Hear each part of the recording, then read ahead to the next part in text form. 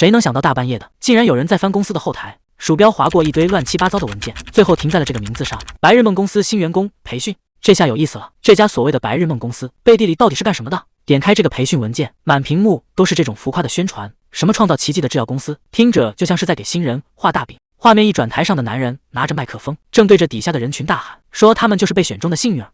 金绿英就站在人群里，盯着大屏幕上的公司名字，这地方对他来说可是一点都不陌生。这所谓的奇迹公司排场倒是搞得挺大，给每个新人都发了装备。台上的男人喊的那叫一个起劲，说今天聚在这里的全是精挑细选出来的尖子生。紧接着他就宣布了一个好消息，恭喜各位，你们全都被分配到了外勤探索组。听着挺高大上吧，可实际上这地方在圈子里可是出了名的，说白了这就是白日梦公司的敢死队，只要进去了基本就没打算让你活着回来。底下的新人们还没反应过来，一个个都在那儿犯嘀咕。有人问外勤探索组是什么东西，从来没听说过啊。旁边的人也懵了，一家制药公司搞这种部门到底是想干什么？疯了，这哪是入职培训，简直就是一场玩命的生存游戏。金绿英现在只想赶紧离开，可还没等他迈开腿，台上的男人又开口了。他说在正式入职之前还得来一次小小的试用期评估，而且这评估不看别的，全看实战能力。为了所谓的公平，男人笑着问大家是不是该拿出点热情来配合一下。话音刚落，他直接打了个响指，这下好戏要开场了。这响指一打，台上的男人直接放了狠话，说公司绝对不养闲人。紧接着全场灯光刷的一下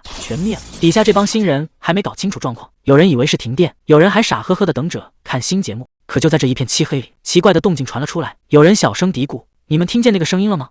谁能想到刚才还在公司大厅，下一秒这帮新人竟然全坐到了地铁里。广播里突然传出声音，感谢各位乘坐深渊快线，但这趟列车中途绝对不会停靠。为了让大家死个明白，广播还贴心的提醒，请仔细听好接下来的规则。车厢里一下子乱成了一锅粥，这帮新人发现车门根本打不开，有人还觉得这是什么高科技，或者是公司安排的密室逃脱。金绿英听着这些话，心里冷笑了一声，这哪是什么科技，更不是什么游戏。谁能想到只是想找份正经工作，结果竟然被卷进这种鬼地方。看着胸前挂着的入职证件，金绿英现在只觉得讽刺，这白日梦公司果然不是什么正经地方，这哪是什么入职培训，这就是一场拿命在赌的生存游戏。广播里那个声音又响了，说下一站叫什么悲伤站，这名字一听就不对劲。这下全明白了，现在根本不是在坐地铁，而是掉进了一个活生生的怪谈里。这屏幕一闪，深渊运输局的大门就这么开了。金绿英这下全看明白了，公司这是打算借着怪谈的名义把这批新人全给清理掉，这哪是招人，这分明是在选祭品。还没等大家反应过来，广播里那个冷冰冰的声音又响了，催着所有人赶紧下车。车门唰的一下打开了，不管你愿不愿意，这第一关终究还是得硬着头皮闯进去。广播里倒计时已经开始了，30秒后车门一关，这趟车就再也没法回头了。悲伤站这名字听着就让人心里发毛，可除了名字奇怪点，外面看着跟普通地铁站没两样。这下车厢里的人坐不住了，都觉得只要下车就能解脱。该死！金绿英很清楚，这帮人真是想得太简单了，有人甚至还笑得出来，觉得这地方没什么大不了的。金绿英冷着脸提醒大家，这悲伤站听着就不像个正经地方，谁家好人给地铁站起这种名？旁边的人还想犟两句，金绿英直接一句话给他对了回去，要是留在这儿真出了事，你担得起这个责任吗？旁边的人也在这时候站了出来，觉得现在确实不能乱动，先看看情况再说才是最稳妥的。可还没等他们商量出个结果，广播里那催命的声音又响了，车门马上就要关死。这下人群彻底炸了锅，谁还管什么对不对劲，只要能离开这节车厢，哪怕前面是火坑也得往下跳。就在这节骨眼上，车门唰的一下关上了，没来得及跑出去的人这下全被锁死在车厢里了。看着窗外那些逃过一劫的人，车里的人彻底崩溃了，这下真是被坑惨了，要不是因为有人在那儿磨叽，现在也不至于落到这步田地。其实他心里很清楚，谁遇到这种事都想赶紧逃命，但这趟车既然没下去，车门一关，这帮下车的人反倒开始操心了。男人问，留在车上的那些人真的会没事吗？同伴冷哼一声，那是他们自己的选择，既然不听劝，后果就要自己担着。他觉得只要下了车，就算是彻底安全了，可他忘了这地方叫悲哀站，哪有那么容易放过你。就在他得意的时候，头顶上突然滴下来一滩黑水。你说的对吧？男人抬头一看，整个人都傻了，那到底是什么东西？还没等他反应过来，站台上的惨叫声就此起彼伏。刚才还庆幸逃下车的人，现在全都在拼了命地往回跑，天花板上不停地往下滴东西。男人一边跑一边喊救命，听听这动静，外面简直成了人间炼狱。刚才那些觉得自己命大的人，这下全交代在站台上了。金绿英在车里听着这些惨叫，她心里很清楚，这就是选错答案的下场。在这个地方走错一步就是万丈深渊。随着列车缓缓开动，外面的声音总算听不见了，但这可不是什么安全信号，因为属于新人的试用期这回是真的开始了。听说过白日梦公司吗？这地方专门管那些见不得光的黑暗，说白了就是各种吓人的怪谈。这里的员工可不好当，天天都得钻进怪谈里出任务，就连新人的入职考核也得在这些鬼地方进行。这部列车已经从悲伤站出发了，想活着到站，接下来的广播一个字都不能漏掉。金绿英这回可是带了外挂来的，他早就把怪谈百科全书翻烂了。按理说这关应该稳过吧？谁不想当那种开挂的主角，靠着情报优势把宝贝全占了，直接走上人生巅峰？可现实哪有这么简单？这里头有个最致命的问题，那就是他这人胆子比芝麻还小，根本就看不了这些恐怖玩意儿。没错，金绿英就是个彻头彻尾的胆小鬼。看文字资料他能看得津津有味，可只要画面里蹦出个鬼影，他当场就能直接断电。这哥们儿平时查百科，只要网页里带点恐怖背景或者音乐，他绝对会把文字以外的东西全关了。刷视频看到恐怖封面，更是反手就是一个不感兴趣。最离谱的是他自己写怪谈故事，居然连一张配图都不敢放，哪怕怪谈本人找上门来求个正脸，他也能理直气壮的拒绝。这事儿在朋友圈都传开了，就因为怕看恐怖片，他连心仪女生的约会都能推掉，大家都在笑话他。明明名字叫绿茵，结果胆子小成这样，这反差也太大了。金绿茵现在肠子都悔青了，早知道是这种鬼地方，打死他也不会来面试。他突然想起百科里的记载，这个所谓的现场勘探组在圈子里有个更响亮的名字，叫做自杀小队。看看这节车厢吧，现在还活着的满打满算也就剩下8个人了，墙上的血迹还没干透，这列车到底要把他们带到哪去？广播里传来了冷冰冰的声音，下一站是怨念站，请从右侧车门下车。金绿茵躺在长椅上，整个人都快碎了，这次居然是怨念，干脆直接杀了我算了。就在他绝望到想摆烂的时候，眼前突然唰的一下，凭空冒出来一个发光的东西，金绿茵整个人都傻了，这居然是黑暗探索记录的第1名奖励礼包，这玩意儿怎么会出现在这？难道只有我一个人能看见？他环顾四周，其他人还在那儿哭天喊地，根本没人注意到这个发光的本子。金绿茵屏住呼吸，悄悄伸手碰了一下那个发光的本子，谁能想到这本子唰的一下就散开了，里面居然蹦出来一个小玩意儿，稳稳地落在他手里。金绿茵仔细一瞧，这居然是个手机指甲，而且越看越眼熟，这不就是黑暗探索记录的周边吗？最离谱的是，这东西跟他之前买的那款一模一样，难道这游戏里的东西还能带到现实里来？眼看着时间一秒秒流逝，这倒计时就像催命符一样，直到最后彻底清零，这下全乱套了。咱们把时间往回拨几个小时，看看最开始到底发生了什么。谁能想到这一切的起点竟然是在一家百货商店里，欢迎来到黑暗世界，这几个大字看着就让人后背发凉。可这2个女生还没意识到问题的严重性，她们还在那儿互相打趣闹着玩呢。原来这地方竟然是黑暗探索记录的快闪店，说白了，这就是个专门讲灵异怪谈的虚拟世界，专门研究那些叫黑暗的超自然现象。而咱们的金绿茵那可是这个世界的头号铁粉，瞧瞧这满满一购物篮的周边，这架势把旁边的路人都给看傻了，大家都在背后小声嘀咕，这家伙一口气买这么多，该不会是个倒卖周边的黄牛吧？金绿茵心里那叫一个委屈，谁是黄牛啊？这些宝贝我全都要自己留着。为了抢到这些东西，他连年假都给请了。其实金绿茵上周就偷偷来过，但他当时死活没敢迈出那一步，毕竟身为一个正儿八经的上班族，在大庭广众下完这种花哨的抽奖，确实有点考验心理素质。可眼看这活动今天就要收官了，要是现在再不动手，这辈子估计都没机会了。就在他纠结的不行的时候，店员的一声吆喝成了压死骆驼的最后一根稻草。金绿茵最后还是妥协了，老老实实跟着人家走了过去。这哪是抽奖啊，这简直是在公开处刑。不过既然都站到这儿了，那就只能硬着头皮上了。这转盘上写的可是末日预言，谁知道这一按下去会转出个什么名堂来？金绿茵心里还在打鼓，反正肯定又是安慰奖，能拿个便签本回家也行啊。结果他这手一按下去，转盘唰的一下就飞转起来了。谁能想到这指针晃晃悠悠，最后竟然稳稳停在了特等奖上，这运气简直是逆天了。金绿茵自己都看傻了，这真的不是在做梦吗？旁边的店员比他还激动，又是撒花又是鼓掌，大声喊着恭喜中奖。紧接着一个黑漆漆的盒子递到了他手里，这就是传说中的一等奖周边盒。金绿茵看着手里的东西，心里总觉得有点不踏实，这盒子里装的到底会是什么宝贝？还没等他反应过来，店员又提了个新要求，说是要给他做个现场定制周边，让他报一下大名。金绿茵也没多想，直接把名字报了过去，毕竟这可是特等奖的配套服务，谁能拒绝这种诱惑？随着机器一阵忙活，一张亮闪闪的卡片就这么顺着槽位滑了出来。拿起来一看，这竟然是一张员工证，上面清清楚楚印着他的名字，还有白日梦公司的标志。旁边的店员比他还兴奋，直呼这运气简直没谁了。要知道在那个虚拟世界里，白日梦公司可是最顶尖的3大势力之一。金绿茵心里门而清，这种大财阀搞怪谈生意的套路在故事里早就烂大街了，可偏偏他拿到的这张员工证上面写着现场勘探组，这可是个要命的差事。说白了，这就是个哪里出事填哪里的炮灰组，专门负责去那些鬼地方送死。不过也正因为危险，故事里那些响当当的大人物基本全是从这个组里爬出来的。店员还在旁边一脸兴奋的推销，问他喜不喜欢，是不是打算好好珍藏。金绿茵嘴上答应的痛快，心里却已经想好了，回去就把这玩意儿塞进角落吃灰。可就在他撒谎的一瞬间，气氛突然变得有点不对劲了，这谎话好像被什么东西给识破了。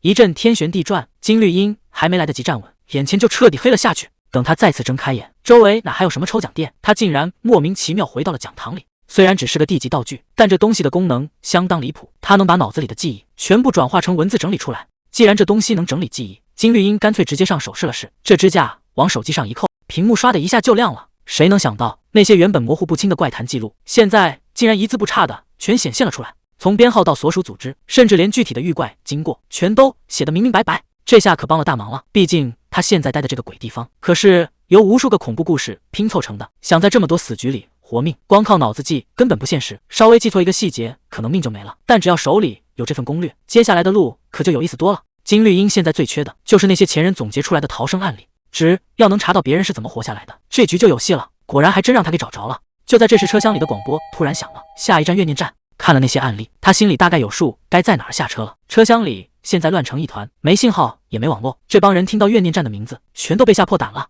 金绿英现在很头疼，他得想个办法让这群人跟着他在正确的车站下车。是为了当救世主吗？当然不是。虽然救人确实是顺手的事，但他心里打的算盘可没那么简单。毕竟在这个鬼地方，想活命光靠自己一个人可不够。金绿英心里很清楚，光靠他一个人根本没法从这鬼地方活着出去。看看外面那些车站吧，要么全是怪物，要么黑的伸手不见五指，甚至还有上下颠倒的。只要中途出一点意外，逃掉的几率连1%都不到。所以他必须把这帮人全带上，只有人多活下去的机会才更大。可问题是，这帮被吓破胆的人真的会听他的吗？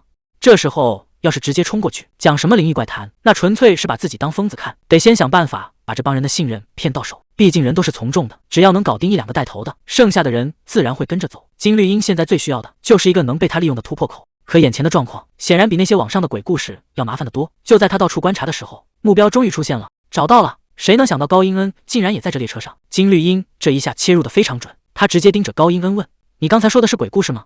高英恩显然没反应过来，他支支吾吾的解释，说自己只是平时视频看多了，觉得现在的状况太像那些怪谈了。这种时候，任何线索都可能是救命稻草。金绿英赶紧让他把想到的都说出来，毕竟现在这鬼地方，多知道一点就多一分活路。确实，谁能接受这种事？好好的阶梯教室，唰的一下变成了地铁，周围的人还在一个接一个的没命。高英恩说着说着就有点断片了。金绿英道是没装大尾巴狼，他说在这种乱七八糟的情况下，谁的脑子还能正常转啊？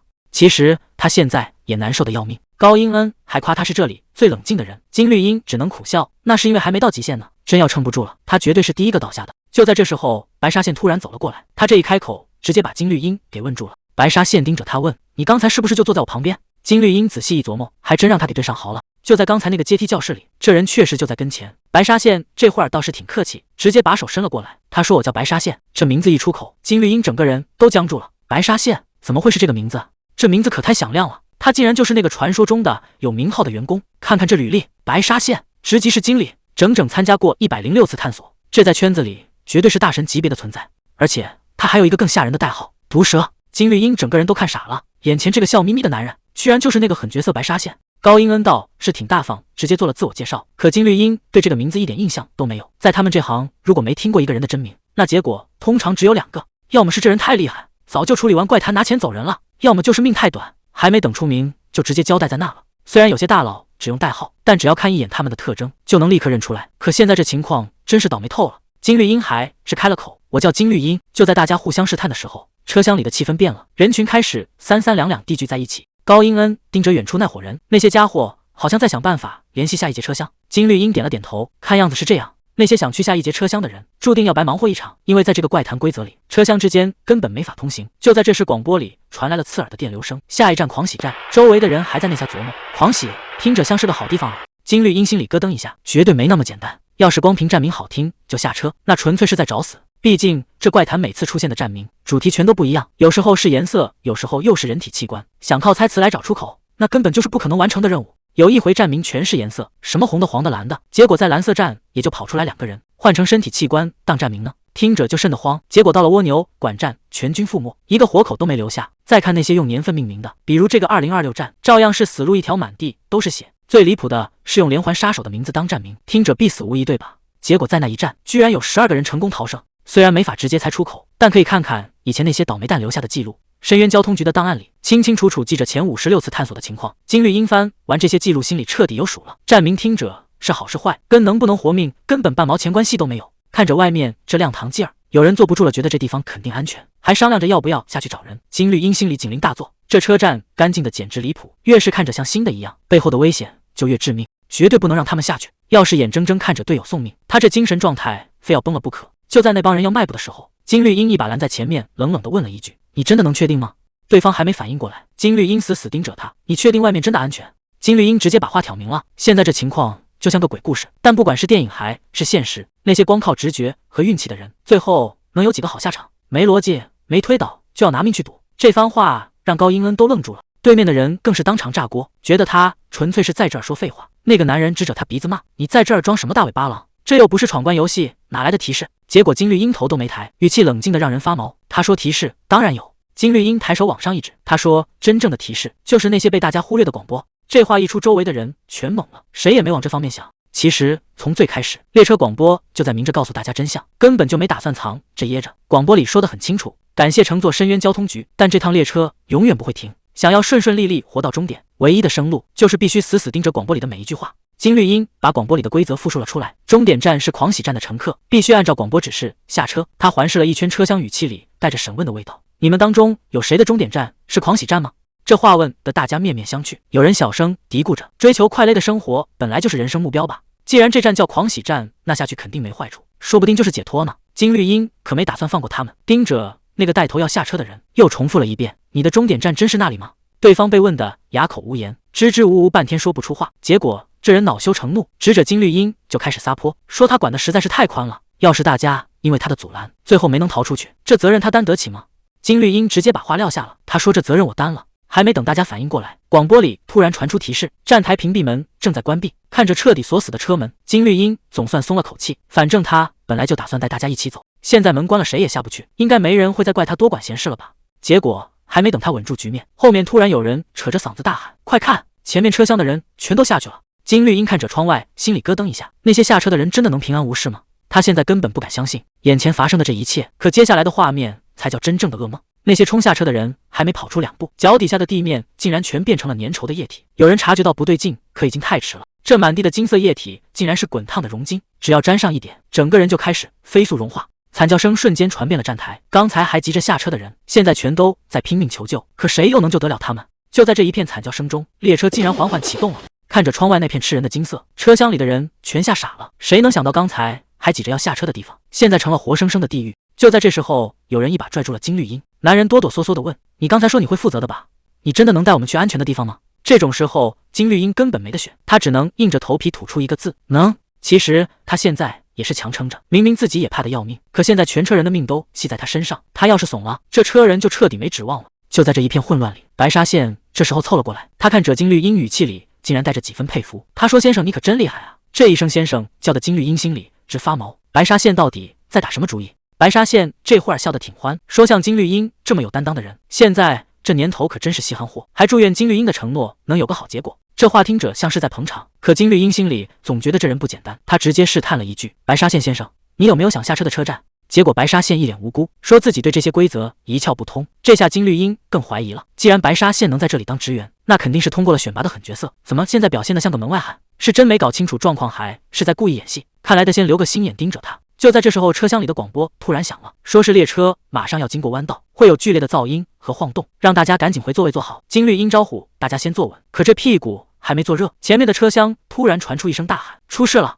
前面车厢突然乱成一团，几个男人扭打在一起，根本没人把刚才的广播当回事。这帮人是不是疯了？广播明明让大家坐好，他们居然还在这种时候动手。有人想冲过去劝架，可金绿英心里清楚，现在说什么都白搭了，太迟了。话音刚落整列，火车猛地扎进弯道，一阵刺耳的金属摩擦声伴随着撕心裂肺的惨叫，瞬间盖过了一切。等这阵动静终于消停了，广播里又传出那个冷冰冰的声音，说现在可以站起来了，还假惺惺的感谢大家的配合。刚才那阵动静总算让这帮人清醒了。广播里说的每一个字，那可都是救命稻草，谁不当回事，谁就要拿命去填。金绿英看着眼前的惨状，心里已经有了计较。虽然这法子确实有点残酷，但局势正在往对他有利的方向发展。现在最关键的就是得继续稳住这帮人。结果这屁股还没坐热，广播居然又来了。这回的消息更劲爆，说是车上有个东西丢了，谁能找着下一站就能直接下车交差。听到这儿，金绿英心里已经有数了，这不就是那个被藏在杂项记录里的特殊逃生案例吗？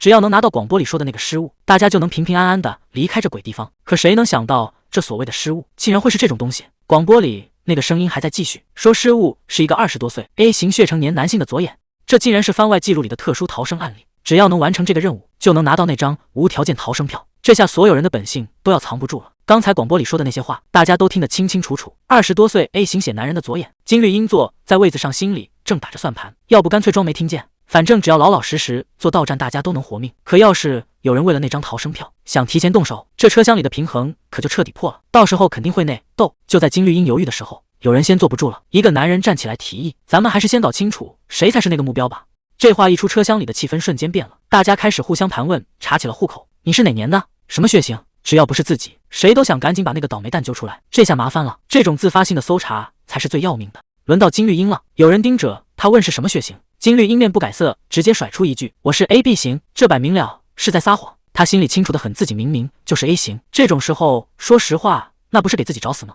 反正只要能混过去，谁会傻到承认自己是猎物？可谁能想到，就在金绿英刚想松口气的时候，人群里突然钻出一个男人，他竟然举起手大喊：“其实我才是那个符合条件的人！”这下全车厢的人都看傻了，这种送命的身份竟然还有人抢着认。就在这时，广播再次响了起来：“前方到站愤怒站。”白沙县在一旁看着这一切，脸上竟然还带着笑。白沙县走上前，盯着那个自告奋勇的男人问：“你刚才说你是 A 型血对吧？”男人还没意识到危险，连声答应：“没错，我就是你们要找的人。”就在这时，广播里传来了到站提醒：“愤怒站到了。”车门也跟着缓缓打开。白沙县突然冷笑一声：“那还真是不凑巧。”话音刚落，他直接下了死手，这一招下去，那男人的左眼算是彻底废了。车厢里的人全吓傻了，有人在旁边尖叫，问他到底在干什么。可白沙县根本不理会，他就这么站在门口看着倒在地上的男人，只要交出一只眼睛就能逃命。你们这群蠢货还在等什么？原来这就是所谓的规则，只要把那个所谓的失物交出去，就能在下一站平安下车。白沙县在一旁冷眼旁观，他觉得这群人简直没救了，只会指望别人替自己承担后果，这种想法简直可笑到了极点。高英恩这下全明白了，眼前这个男人的疯狂远比这列火车更让人心寒。金绿英这下全看明白了，不愧是外号叫毒蛇的男人，之前还以为白沙县只是个没被社会熏陶的新人，结果全是装的。为了不交出自己的眼睛，他直接废了别人的眼，就为了确保自己能顺利下车。就在车门关上的那一刻，金绿英却发现了一个大问题，白沙县这波操作根本就是多此一举。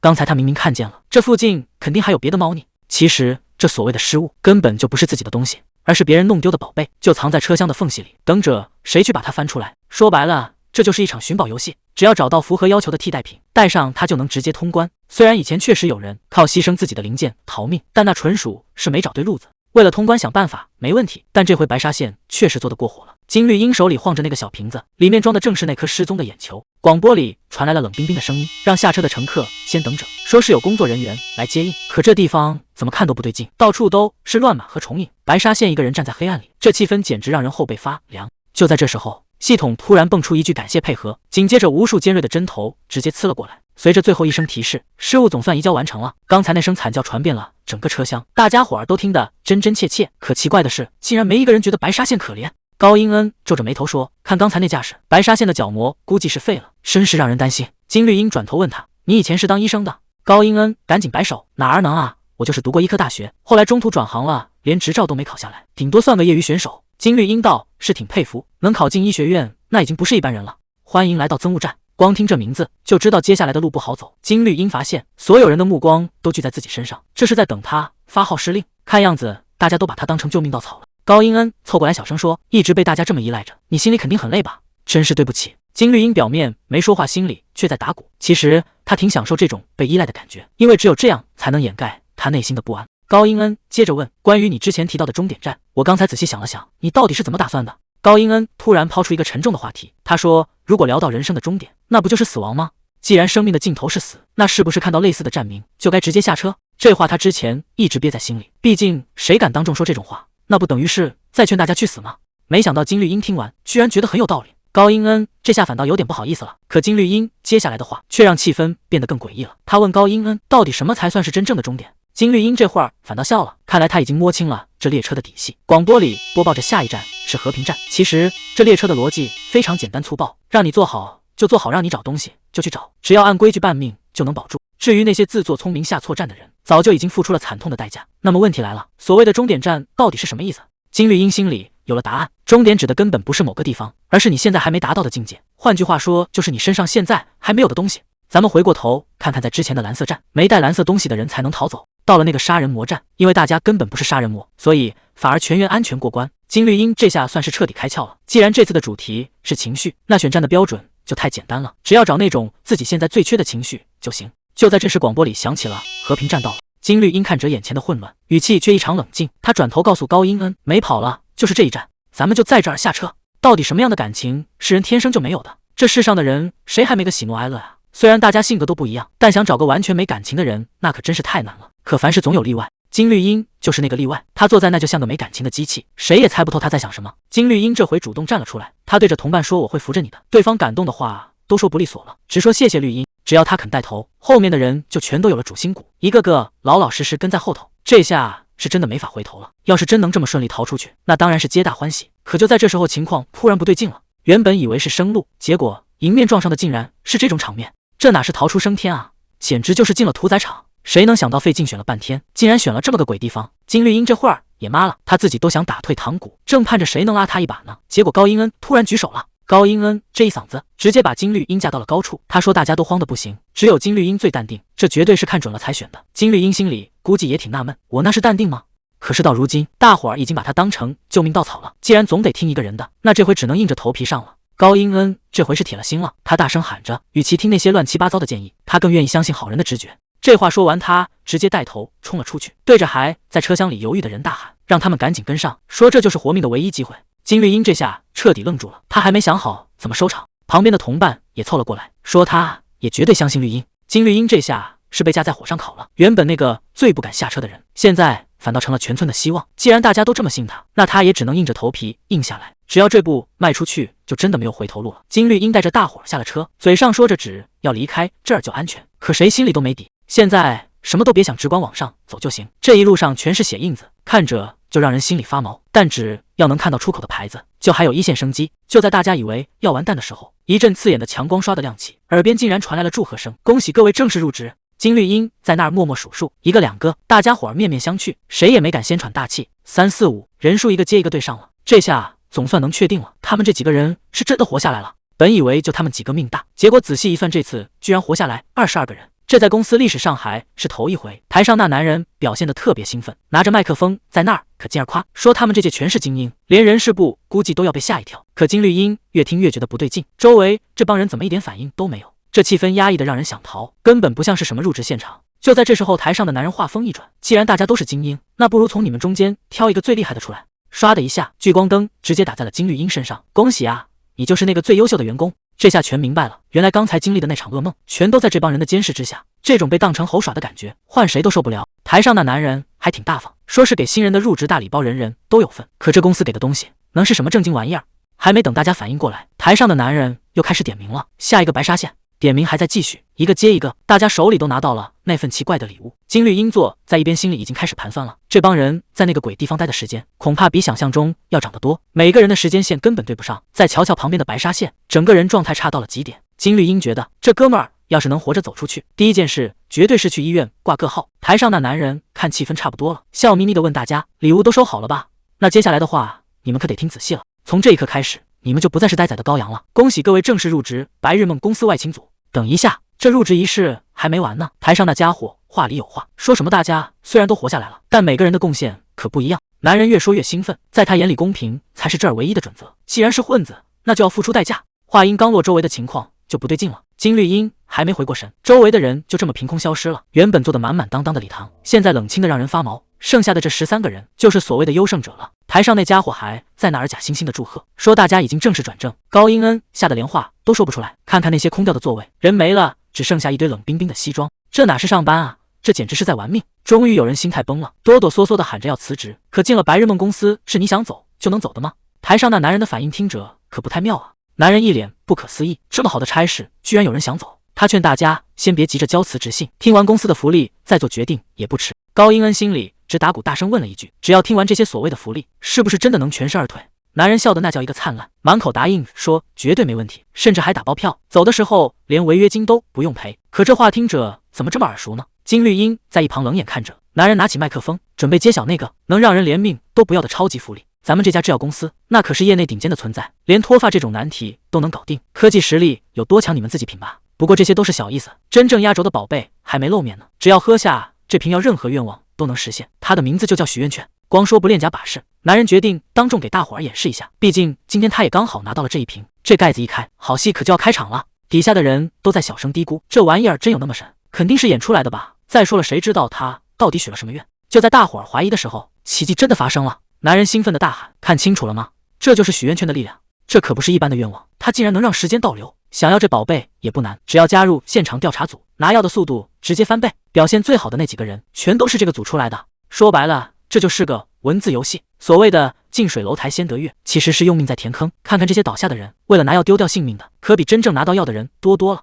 可即便如此，金绿英心里很清楚，这绝对不是什么诈骗，毕竟大伙儿都亲眼看见了，那瓶药是真的，愿望成真也是真的。就在这一片狂热里，有人问出了那个最禁忌的问题：这许愿券真的能让人死而复生吗？全场一下子静得可怕。结果台上的男人笑了：你们是不是以为我会说办不到？那可就太小看我们了。这瓶药的威力远比大伙儿想象的还要疯，只要你手里有券，在这个世界上就没有任何办不到的事。现在轮到你们选了，大门就在那儿，觉得不靠谱的随时可以走，没人会拦着。但要是想留下来改变命运，那就要守规矩，把袋子里的面具统统戴上。金绿英看着手里的袋子，还有点没反应过来。就在他拿面具的时候，里面还掉出来一张名片。金绿英盯着手里的名片，原来刚才那人话里有话呀，这东西晚点得仔细研究研究。接着就是重头戏了，这副面具就是入伙的投名状，在白日梦公司，这就是外勤组的标志。每届员工的面具还不一样，什么蚂蚁螳螂的，只要这玩意儿往脸上一扣，那可就没回头路了。看着这堆东西，金绿英心里直打鼓，他甚至想直接挥手告别。这破班谁爱上谁上，毕竟在这个怪物满地走的鬼地方，像他这种自认胆小的，保命才是第一位的。可既然已经拿到了面具，这局游戏他还能退得出来吗？如果不想在这鬼地方当炮灰，那就只能想办法逃出去了。白沙县第一个带头，这事儿已经没得商量了。高英恩也明白，现在走就是死路一条。结果呢？刚才还吵着要走的，现在一个都没动。金绿英最后还是把面具扣在了脸上。这面具可不是普通的塑料壳子，只要一戴上，它就会根据你的样子自动变形。这可是独一无二的定制款，一旦戴上你的身份，就彻底锁死了。金绿英也挺好奇，自己这面具到底能变出个什么花样。白光一闪，这面具就跟活了一样，直接扣在了他脸上。好家伙，居然是一对鹿角！金绿英这副面具看着还挺像那么回事，旁边的高英恩都看呆了，这是鹿吗？怎么每个人变出来的还都不重样啊？他也赶紧把自己的戴上，结果一瞧居然是个山羊造型。恭喜各位正式入职白日梦公司，试用期到此结束，入职手续这就算办完了。现在大家伙全成了白日梦公司的正式工。紧接着系统提示就弹出来了，居然还解锁了新商品，看来这公司给员工的福利还不少。金绿英盯着屏幕，新商品解锁，这到底是个什么路数？他现在满脑子全是问号。这地方人多眼杂，金绿英打算先收起来，等回了家再慢慢研究。可问题是他现在还能回得去吗？金绿英这下反应过来了，既然都入职了，那住哪成了大问题，总不能在这鬼地方露宿街头吧？结果公司福利还挺到位，直接给安排了住处。转眼到了第二天早上，高英恩大老远就打招呼，看他这精神头适应的还挺快。金绿英倒是挺淡定，正等电梯呢。高英恩凑过来问：“你也拿到住房补贴了吗？”金绿英应了一声，看来这白日梦公司对员工还真是不薄，连这种后顾之忧都给解决了。金绿英本来还想回趟家，结果手机一搜地址居然失效了，这下麻烦大了，记录全停在了大学时期，连家里人的联系方式也全都找不到了。看来这白日梦公司是打算把人彻底套牢啊。高英恩凑过来爆了个料，原来这批新人里一大半都拿到了住房补贴，这比例高的有点离谱。虽然这事儿透着古怪，但白给的房子谁能拒绝？毕竟在这个世界上，没钱才是最麻烦的事。电梯停在了12楼，这宿舍条件确实没得挑，离车站近，还是精装修。看来公司是打算让大家随时随地都能加班。可这门一推开，情况就不太对了，屋里居然已经坐着一个人。看清对方的长相后，金绿英这下彻底没话说了，坐在那儿的居然是白沙县。谁能想到这所谓的员工福利，竟然是跟这位爷当室友？金绿英盯着白沙县看了一会儿，看来公司已经把他眼睛的事处理好了。金绿英也没打算多待，正准备回自己屋里，结果刚迈开腿就被叫住了。白沙县喊了一声喂，金绿英这一回头，那眼神可不太对劲，这下子火药味儿唰的一下就上来了。白沙县这下是真火了，他骂了一句：“真是个疯子！难道看别人被挖掉眼睛就这么让你兴奋吗？”金绿英一句话也没回，直接奔着白沙县就过去了。这架势看着可不太妙，还没等白沙县反应过来，肩膀被死死按住了。金绿英居然还笑得出来，他轻飘飘的回了一句：“是啊，确实挺有意思的。”这话一出口，白沙县整个人都傻了。金绿英这下是彻底摊牌了，他说这就是多巴胺的感觉吗？多亏了白沙县，他今天过得特别爽，甚至还期待以后能经常合作。这种话谁听了不迷糊？金绿英还笑着说：“好久没见到这么有意思的事了。”他让白沙县以后多搞点这种好消息，好让他的职场生活别那么无聊。就在白沙县还没反应过来的时候，金绿英突然收手了。他觉得自己要是再演下去，就真成个彻头彻尾的疯子了。金绿英其实心里跟明镜似的，她这些年在职场摸爬滚打，早就练就了一套专门对付不讲理客户的本事。像白沙县这种人，其实有个专门的词来形容，叫上帝情节。这种人最擅长自我洗脑，把记忆改成对自己有利的样子。他们欺软怕硬，根本没法讲道理，但只要对自己有好处，脑子转得比谁都快。对付这种自以为是的家伙，最好的办法就是比他更疯，直接用假话把他唬住。所以金绿英刚才那些话全是编的，什么想一起工作，全是缓兵之计。反正新人分到同一个组的概率低得离谱，先糊弄过去再说。只要这谎撒得够圆，至少睡觉的时候不用担心被白沙县背后捅刀子了。金绿英这回真是开了眼了，公司不仅给配了全套新家具的宿舍，甚至连每周的深度清洁服务都只要不到1000块钱。桌上摆满了入职大礼包，高级零食和办公用品一应俱全，这福利简直好到离谱。金绿英忍不住嘀咕，这老板怕不是疯了吧，简直就是在做白日梦啊。这么多胡萝卜加大棒砸下来，金绿英心里也犯嘀咕，估计是公司怕新人跑路，才拼了命地想降低离职率。可就在他翻看入职手册的时候，发现这上面居然还配了日记本。奇怪的是，这日记本怎么是去年的？金绿英随手翻开一看，整个人都僵住了。本子上赫然写着2个大红字：快逃！金绿英无奈地笑了笑，前辈的忠告确实字字泣血，可惜啊，他现在已经没救了。趁着现在四下无人，金绿英总算能静下心来，仔细研究这本奇怪的日记了。结果这一翻，还真让他发现了意外收获。书页里竟然掉出来个小玩意儿，这东西看着挺普通，居然是个印着笑脸的徽章。别看这笑脸贴纸长得土，这玩意儿可是个顶级外挂，只要把它往人身上一贴，对方立马就会对你产生好感，简直就是职场社交的神器。说白了，这就是个明目张胆的贿赂道具，因为功能实在太逆天，甚至引发了内部的大混乱，最后直接被官方给删档禁用了。金绿英手里拿的这枚，恐怕是这世上最后的孤品了。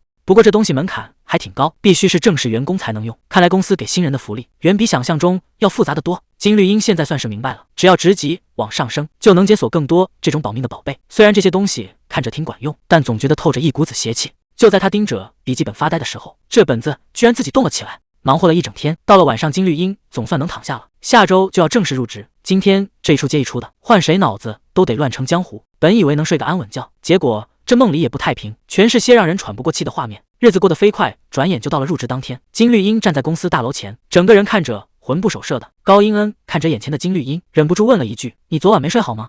金绿英这副样子，确实不像个刚入职的新人。她随口应付着，还行，没啥大事。其实她心里清楚得很，整个周末都被噩梦缠着，能撑到现在已经是个奇迹了。高英恩在10楼就先下了，临走前还不忘给她打气：“金绿英，咱们一起加油吧。”金绿英嘴上说着加油，心里却一点底都没有。毕竟这公司的外勤组可是占了整整6层楼。电梯门再次打开，金绿英抬头一看，这数字怎么看怎么不吉利。13层，这地方光是站着就让人觉得浑身不自在。他核对着手里的信息，这就是自己被分配到的部门。深吸一口气，他终于按下了指纹锁。这门一推开，迎接金绿英的居然是这么热情的笑脸。金绿英赶紧弯腰打招呼，说是今天刚来报道的新人，这态度放的那是相当低了。带头的这位是组长蒲明成，旁边那位看着不太好惹的是副经理恩和杰。本以为这地方氛围还行，起码没遇上什么职场霸凌，结果这组的外号更吓人，新人坟场。这名字一听就不是什么正经地方。不管怎么说，欢迎加入深渊运输局。金绿英这下算是正式入职了，可这地方打招呼的方式未免也太直接了点。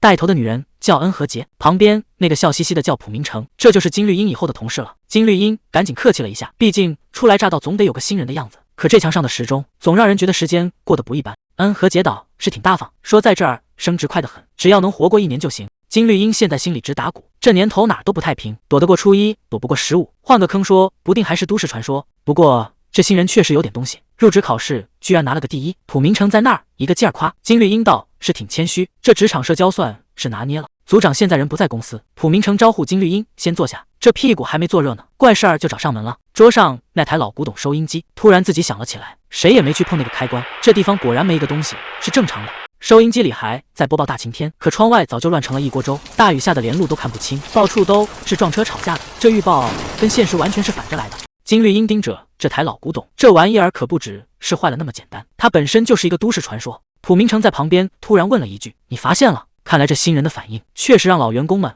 都吃了一惊。蒲明成笑着解释，这玩意儿其实就是个占卜机，在都市传说里算是比较安全的那一类。别看它长得破破烂烂，它在公司内部可是有编号的，等级被定为黄昏级，专门靠播报交通状况来给人算当天的运势。金绿英听完没说话，估计还在消化这些新词儿。蒲明成一眼就看穿了，指着他问：“是不是在想这些等级到底是什么？”金绿英道是挺淡定，直接回了一句没有。不过公司早就想到了，专门给新人准备了科普手册，这下想不学都不行了。普明成招呼他先看着，屏幕刷的一下亮了。谁能想到这深渊运输局的培训视频画风居然这么复古，开头还特意标明了这是给现场勘探组准备的，专门用来带新人入坑。视频里的声音听着挺热情，开口就是什么梦想和激情，可在这地方谈梦想，怎么听都觉得有点不对劲。视频里这两个小家伙一露脸，直接就开始吆喝了：欢迎来到白日梦公司的现场勘探组。估计每个新人都得问一句，这公司到底是干嘛的？视频里的回答倒是挺干脆，说他们能造出你需要的任何药物，甚至连那种带魔法的药水都不在话下。别以为这只是在吹牛，接下来的话才是重点。在这个现代社会里，那些神神叨叨的超自然现象其实一直都没消失过，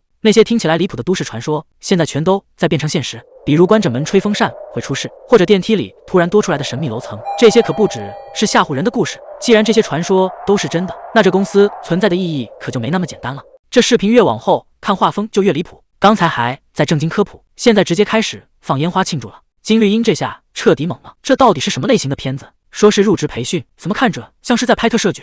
视频里的小家伙们还在卖力吆喝，说是要让大家见识一下现场勘探组到底有多神勇。不管是杀人的风扇还是吓人的红口罩，只要他们一出手，全都能给收拾得干干净净。说白了，新人的任务只有一个，就是去那些闹鬼的地方，把这种叫梦漏的宝贝给弄回来。这可是从超自然现象里硬生生抠出来的核心材料，只要能拿到这玩意，什么愿望都能实现。视频里还在那儿自嗨呢，说什么今天的梦境收集器又是满满当当的一天。金绿茵看着这画面，心里可清醒得很。这公司为了让活儿听起来没那么吓人，故意把鬼故事换成了都市传说这种词儿。虽然包装得挺可爱，说话也客气，但这种欲盖弥彰的做法，反而让人觉得更不对劲了。这就是白日梦公司的真面目。说白了，他们就是一个制造和贩卖超自然药剂的秘密组织。刚才提到的那个梦漏，就是从鬼故事里提炼的核心原料。只要这东西管够，不管是治病还是长生不老，全都能给你办成。这已经不是普通的药了，简直就是在修改现实。那这么逆天的宝贝最后都卖给谁了？看看这些漫天飞的钞票就明白了，买家全是那些有权有势的大人物。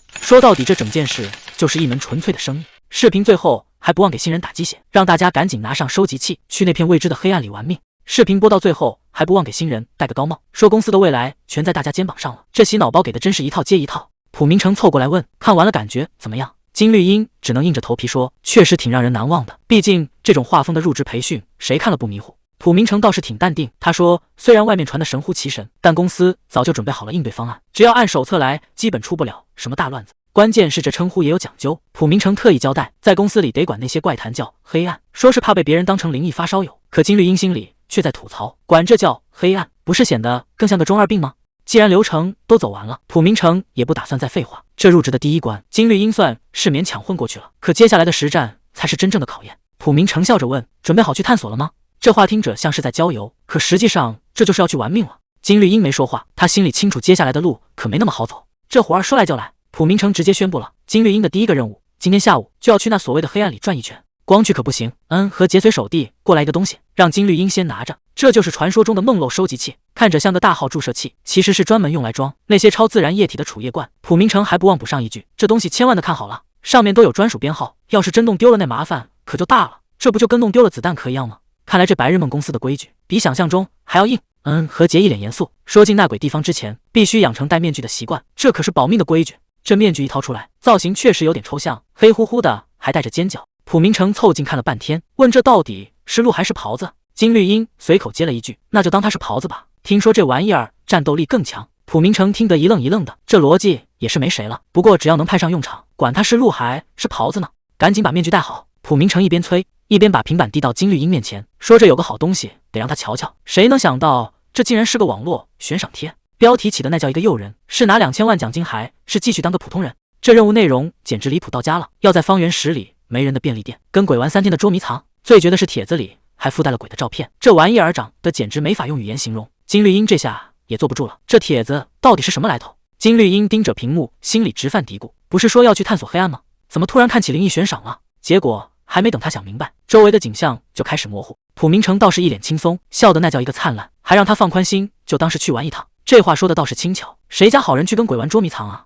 看来这第一份差事远比想象中要刺激得多。还没等普明成反应过来，系统面板就刷的一下弹了出来，都市传说选我。虽然等级值是最低的 F 级，但这种规则类的怪谈最是难缠。普明成整个人直接往下坠，这下好了，连个缓冲都没有，直接掉进了任务场景里。周围黑的伸手不见五指，刚才还黑的伸手不见五指，结果刷的一下，前面竟然冒出了亮光。金绿茵这下总算落地了，可这地方看着怎么跟想象中不太一样？看来这就是任务地点了。我现在已经进到黑暗里了，这地方不就是网上疯传的那家便利店吗？店里静得吓人，时间刚好卡在12点01分，这气氛确实有点不对劲了。不过往好处想想，起码在这儿饿不死也冻不着。说到底，这鬼地方就是为了骗点尖叫声，命虽然暂时丢不了，但要是精神崩溃了，那后果可比丢命还难受。既然没打算硬刚，金绿英的想法倒也干脆，拿点水，找个地方躲上3天，先把这任务混过去再说。可这手还没碰到水平，整个人就直接僵在了原地。谁能想到这冷藏柜里竟然还藏着东西？一张怪脸就这么隔着玻璃死死盯着外头。通常这种恐怖故事里，受害者不是被杀人魔追，就是被鬼缠上。抓到你了！这声音就像催命符一样。闹钟一响，时间正好卡在12点，这下全完了。折腾了半天，结果又回到了原点。金绿英这下彻底破防了，这种鬼日子竟然要过整整3天，那还不如直接给他个痛快。最绝的是这3天还没个准头，只要中途被抓到，一切就要从头再来，这就是个没完没了的死循环，根本看不见头啊！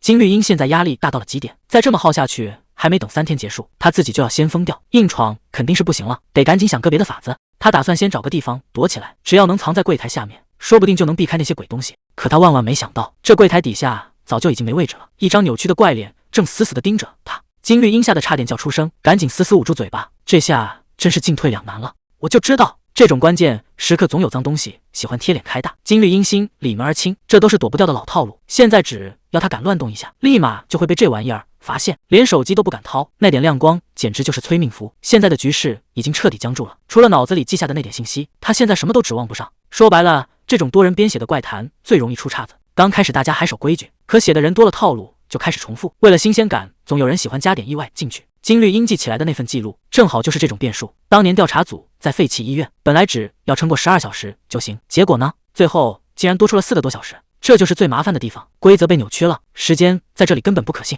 金绿英现在脑子飞速转动，那份记录里绝对写了什么？到底是哪一步出了岔子？终于让他给抓住了。原来当年的调查组根本就没等到医生下班的信号，就在进入黑暗3个多小时的时候，有个倒霉蛋把电话线给弄断了。这下可好，关键的通知直接断了档。结果就是时间到了12小时，天却根本没亮，因为在怪谈的逻辑里，医生没下班，这恐怖的一夜就永远不会结束。这就是那多出来的4个小时，整整16个钟头，全是在这鬼地方硬熬过去的。好在当年的调查组最后关头把电话线给接上了。就在下午4点11分，那个恐怖的医生接起电话，整个人唰的一下就消失了。这说明什么？说明这个怪谈是有强制结束条件的，只要那个关键的信号一响，不管时间到了没，这鬼地方都得强行关门。金绿英这下算是抓到救命稻草了，既然信号没响，时间就会延长，那要是反过来呢？如果提前把那个信号给触发了，是不是就能直接通关？突然整个医院的广播全响了，满屏幕都是呼叫全体员工的通知，这动静闹的简直要把这怪谈的房顶给掀了。金绿英这下也愣住了，我知道了，这家伙绝对知道我在这，他就是在故意耍我。金绿英心里清楚，再这么耗下去就是等死，必须得冲出去。既然他守在柜台正对面，那我就从侧面绕过去，只要速度够快，说不定还有一线生机。可谁能想到，这怪物根本没按套路出牌，他刚一露头，那张烂脸就直接贴了上来，这下是真的撞到枪口上了。完了，这下是真的被逮住了。金绿英连反应的机会都没有，直接就被这怪物给解决了。可谁能想到，眼睛一闭一开，这该死的游戏居然重启了。金绿英现在压力山大，要在这种鬼地方熬过3天，那简直是痴人说梦。还没等怪物动手，他自己就要先疯掉，不行，绝对不能坐以待毙。既然这怪谈有强制结束的条件，那就必须想办法提前把那个信号给触发了。只要能让时间提前结束，这死循环就困不住他。瞧瞧这时间，4月4号中午12点，金绿英现在满脑子都在想，怎么才能让3天后的事情现在就发生？只要能把时间强行快进，这该死的怪谈就能提前收场。可问题是，便利店3天后会发生什么？总不能凭空变出3天后的货吧？那也太复杂了，得找个更直接的法子。就在他盯着货架发愁的时候，这玩意儿成了突破口。没错，就是保质期。便利店最讲究的就是这个，只要东西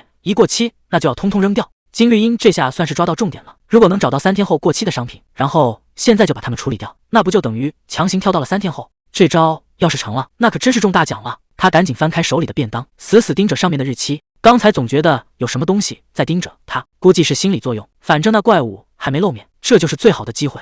既然要让时间快进，那最直接的办法就是改系统，只要把这台机器的时间往后调3天，规则不就要跟着变吗？4月7号晚上11点59分，离结束就差临门一脚了。金绿英没再犹豫，对着屏幕直接按了下去。这一指头下去，成败就在此一举了，一定要成功啊！结果屏幕刷的一闪，居然真的改掉了。金绿英这下总算赌对了，只要系统认了这个时间，那这3天的死循环，就算是让他给强行破了。紧接着收银台的警报声就响了，系统提示有大批商品过期。刚才那阵警报声果然把这鬼东西给招来了，他就躲在暗处死死盯着，这下想躲也躲不掉了。这怪物根本没打算放过他，正顺着货架一点点爬过来，千万别回头。越是这种时候，就越不能乱了阵脚。金绿茵现在只有一个念头，那就是赶紧把最后一步做完。别看他，金绿茵现在连大气都不敢喘，手里的扫描枪红光一闪，系统这时候弹出了提示，问他要不要登记这些过期商品。金绿茵没再犹豫，对着屏幕狠狠按了下去。成了，系统提示登记成功。这下所有的过期商品全都入库了。就在这千钧一发的时刻，那怪物的爪子已经伸到跟前了，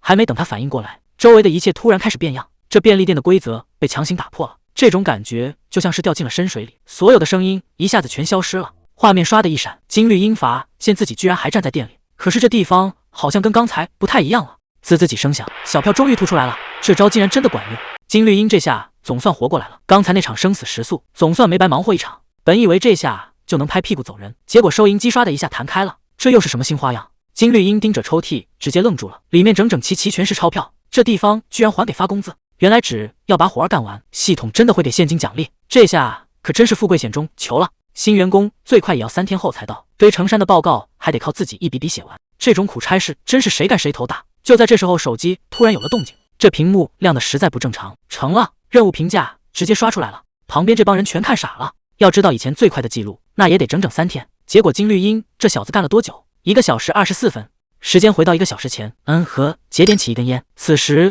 那个倒霉的新人正独自困在怪谈剧本里。这种3天的任务在怪谈圈子里已经算温柔的了，就算进度慢点只要有吃的就出不了大事。把新人直接扔进黑暗，是他们组雷打不动的入职仪式。虽然因为这招不少新人都被吓得当场辞职，两人也因为这事没少挨人事部的骂。既然吃力不讨好，为什么非要坚持这种仪式？原因其实很简单，如果连这关都过不去，那还是趁早转行吧，省得以后把命给丢了。说到底，谁也不想看着自家新人就这么平白无故地送了命，毕竟这种惨剧他们已经见得太多了。以前那些没撑过去的，最后只剩下一副破碎的面具。但这回来的金绿茵确实是个异类。普明成心里很清楚，这小子不是一般的冷静，甚至冷静的有点过头了。普通人刚接触这行早就被吓得够呛，可金绿茵却像个没事人一样，这胆子真不是一般的大。看来普明成这回是真看上这颗好苗子了，这种天生不知道怕的人正是他们最需要的帮手。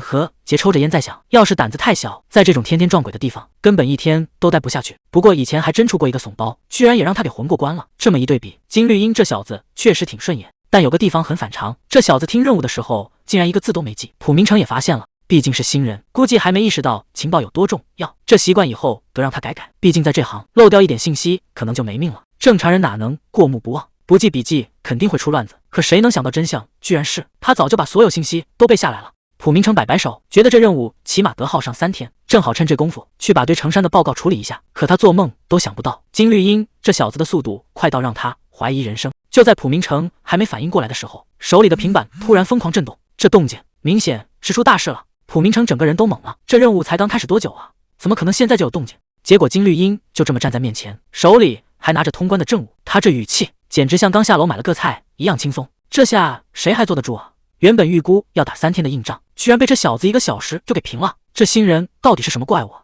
普明成现在整个人都傻了，这便利店的任务明明是3天的量，时间根本还没到，这小子到底是怎么出来的？结果金绿茵只是淡淡的回了一句：“哦，我跳关了。”这话听得普明成差点没背过气去。你当这是在点外卖吗？说跳就跳，这可是会出人命的鬼故事啊！原来金绿茵早就看穿了规则，既然任务有时间限制，那就肯定有判定时间流逝的机关，只要触发了那个点就能提前收工。他居然利用食品的保质期，强行把第3天的剧情给拽到了现在。这种操作简直是把鬼故事的逻辑按在地上摩擦。普明成这回算是看明白了，这小子不光是胆子大，这脑回路简直比那些脏东西还要吓人。这小子简直就是个怪物。普明成现在看金绿茵的眼神，就像在看一个绝世宝贝，这哪是普通新人啊，这简直是外勤探索的天才。这种人才要是放跑了，那绝对是公司的巨大损失。普明成甚至已经在想，怎么才能把他死死拴住，绝对不能让他辞职。普明成一把抓起金绿茵的手，那架势恨不得当场拜把子。他一边摇晃一边念叨：“以后要是飞黄腾达了，可千万别忘了提些哥们儿啊。”结果金绿茵给出的理由，差点没让在场的人集体破防。他一脸淡定的解释，其实是因为太害怕了，所以才想赶紧逃出来。听到这话，普明成彻底没脾气了，他只能无奈的交代一句：“下次再搞这种大新闻，能不能先给个心理准备？1小时就通关了，居然还在这儿装柔弱。”金绿茵说自己差点没命，这话谁信啊？何杰凑过来直接问到了最关键的，这次任务拿了多少钱？金绿茵面不改色，说自己拿了1000万。结果何杰大方的不行，说这钱你全拿着吧，公司那份也不要了，就当是给新人的奖励。这下金绿茵反倒有点心虚了，因为他根本没说实话，那一袋子钱其实有2000万。正式聊完了，何洁突然提到了那个环节，蒲明成也跟着露出了神秘的笑容。看这架势，接下来的事才是重头戏。金绿茵这刚死里逃生回来，第一件事就是登录员工商城，毕竟拿命换来的积分，不花掉心里总觉得亏得慌。这次单刷 F 级任务，系统直接给算了100分，虽然听着不多，但好歹也是血汗钱啊。金绿茵点开兑换页面，打算看看这100分能换点啥，结果这一看还真让他有点意外，扫地机器人、咖啡机，甚至连大冰箱都有。这公司的福利待遇比他预想的要好不少，不过这些生活用品显然不是他的终极目标。他盯着屏幕最下面那个愿望券，这东西才是真正的宝贝。可等他看清后面的价格，这下谁看谁都得懵，50万积分。金绿茵盯着屏幕，眼珠子都要掉出来了，这哪是兑换商品啊，这简直是在抢劫。他飞快地在心里算了一笔账，如果每天单刷一个最低级的任务，想要攒够这笔钱，居然都不眠不休干上15年。这下金绿茵坐不住了，他赶紧翻开积分指南，发现高级任务的奖励确实丰厚，一个 B 级任务就能给1万分。可问题是，这种高难度任务根本没法单挑，要是3个人组队评分，到手也就3000来分。金绿茵越算越觉得离谱，就算每次都顺利通关，他也得去那种鬼地方拼命150次。这公司的人是不是疯了？要知道 B 级任务的平民生存率只有可怜的2%，去150次，那跟直接送死有什么区别？就在金绿茵对着屏幕怀疑人生的时候，蒲明成的声音突然从背后传了过来，问他积分登记好了没有。看着桌上这一堆乱七八糟的东西，金绿茵忍不住问了句：“这都谁的位子啊？”蒲明成倒是淡定，说这是组长的办公桌，只要不把显示器砸了，组长不在家，随便怎么折腾都行。好家伙，堂堂组长的位子居然摆得跟杂物间似的。金绿茵算是看透了，这公司从上到下就没一个正常的。蒲明成问要不要去抽根烟，金绿茵直接给拒了，他现在可没时间浪费，想靠老老实实打工攒够积分，那纯属是在做梦。既然常规手段行不通，那就只能找点捷径了。金绿茵重新坐回电脑前，这回他打算玩个大的，找到了。就在组长的办公桌上，居然贴着一张毫无安全意识的便利贴，账号密码全写在上面了。金绿茵这胆子也是真肥，直接上手就开始登录员工商城。结果呢，头一回居然报错了。这种级别的防御，金绿茵早就料到了。既然系统要求必须有大写字母，那把手字母改一下不就行了？唰的一下登录成功，欢迎您李子贤组长。这下金绿茵心里简直乐开了花。谁能想到这公司的管理层后台居然藏着一个只有经理级别以上才能看见的秘密入口——外星商店。这里卖的可不是一般的货色，全是那些在探索记录里出现的危险又好用的外星玩意儿。虽然沟通费劲，东西还烫手，但对这帮打工人来说，这简直就是开挂的神器。谁能想到这帮家伙居然把非法广告链接直接藏进了公司的内网里？金绿茵这波操作也是绝了，进入的方法简单到让人想笑，只要在福利商城里随便乱点一通，然后再连按5次返回键，这隐藏关卡的大门唰的一下就打开了。这种事在公司干可不行，公司的电脑都会留下访问记录。金绿茵心里清楚，这要是被抓到把柄，那可就彻底玩完了。还是稳妥点好，先把这个链接存下来，等回家了再慢慢研究。金绿茵总算熬到了回家，现在没人能盯着他了。他拿出手机，准备看看那个神秘的链接。只要把白天存好的地址一个字敲进去，结果屏幕刷的一下全乱了。这哪是什么普通的网页，满屏都是乱码和重影。等画面重新定格，上面竟然写着外星购物商城。谁能想到这所谓的神秘网站界面竟然土得掉渣，连个手机适配都没做。金绿茵看得直摇头，不过越是看着不靠谱，越不能掉以轻心，毕竟这上面卖的东西确实有点邪门。刷开商品清单一看，好家伙，全是些没见过的怪玩意儿，什么吸血餐具，还有专门求救用的按钮。结果金绿茵越看越不对劲，这清单里的一大半东西他竟然全都见过，尤其是那个餐具和对讲机，简直熟的不能再熟了。这下可有意思了，既然知道这些东西的底细，那接下来的事情可就好办多了。除了之前见过的那些，清单里还有2个生面孔，不过这个求救按钮也太贵了，6000多万，这不明摆着抢钱吗？金绿茵仔细盘算了一下，上次便利店闹鬼那事儿，手里刚好攒了2000万，得买个回报率最高的才行。盯着屏幕看了半天，金绿茵最后还是拍了板，行了就买这个吧。屏幕上跳出个像素小人，钱刷的一下就扣走了。这外星商城的办事效率还挺高，直接显示购买成功。结果还没等他反应过来，屏幕上蹦出一行字，说货已经在火箭上了。这下连金绿茵都懵了，这到底是什么神仙物流？倒计时这就开始了，3、2、1。谁能想到这快递居然是从天上掉下来的？金绿茵还没反应过来，货这就已经到手了，这速度简直比瞬移还夸张。他只能感叹一句：哇哦！合着这所谓的火箭送货，还真就是字面意思啊！这下金绿茵算是长见识了，这疯狂的世界除了吓人，偶尔还真能给人点惊喜。金绿茵赶紧拆开快递，看看这2000万到底换回了什么宝贝。第一个是爱丽丝野餐套组，这玩意儿能改变道具效果，喝了饮料效果翻倍，吃了饼干效果减半，戴在身上绝对能派上大用场。至于这枚银币蛇，原价快2000万，现在居然打2.5折，这便宜不占那简直就是吃亏。虽然是冲动消费，但金绿茵心里有数，这波绝对是稳赚不赔的投资。这些硬币可不是破铜烂铁。在鬼怪故事横行的世界里，这就是能换成真金白银的硬通货。只要找对路子，现在低价买进以后，那就是成倍的收益。金绿英这算盘打得真响，他坚信这波投资绝对稳赚不赔。这哪是买道具啊，这分明是在给自己攒养老金呢。只要等行情一涨，财富自由就在眼前了。既然打这力度这么大，为什么不干脆全扫货？金绿英也很无奈，因为剩下的那些玩意儿他买了也根本没法用。就拿这个吸血餐具来说，听着像是能直接跟鬼硬刚的武器，可问题是谁能从鬼身上吸出鲜血来？拿着刀叉去对付鬼，这画面怎么看怎么离谱。这哪是驱魔啊，这分明是打算把鬼给生吞活剥了。结果呢，还真有人能从鬼身上榨出东西来。不过那不叫血窖梦之精华，那个对讲机也挺麻烦，要是真拿给高英恩用，解释起来可就费劲了。金绿英总不能说这是专门对付鬼的道具吧？高英恩肯定会问从哪弄来的，难道要告诉他是偷登了老板账号买的？这要是说漏嘴，那可就彻底玩完了。所以最后还是觉得手里这几样才是最优解。爱丽丝野餐套组还有那条银臂蛇，这波购物清单总算齐活了。虽然这些东西看着不真实，但在现实里买到手感觉还真挺爽。金绿英这会儿正美着呢，连系统都提示她这次购物体验拉满了。不过凡事都有代价，这便宜可不是白占的。谁能想到买道具居然还附赠这种大礼包？这堆缠上来的鬼怪才是最让人头疼的麻烦。购物体验倒是拉满了，但这系统可没打算让金绿英闲着，转头就要去处理那些所谓的日常怪谈了。普明成倒是挺乐观，说这次的任务值是等级跟新人培训的难度差不多，让大家放宽心。可金绿英心里直犯嘀咕，上次培训差点没命，那阴影到现在还没散呢。不过转念一想，比起一个人在便利店撞鬼，跟着大部队行动好歹能有个照应。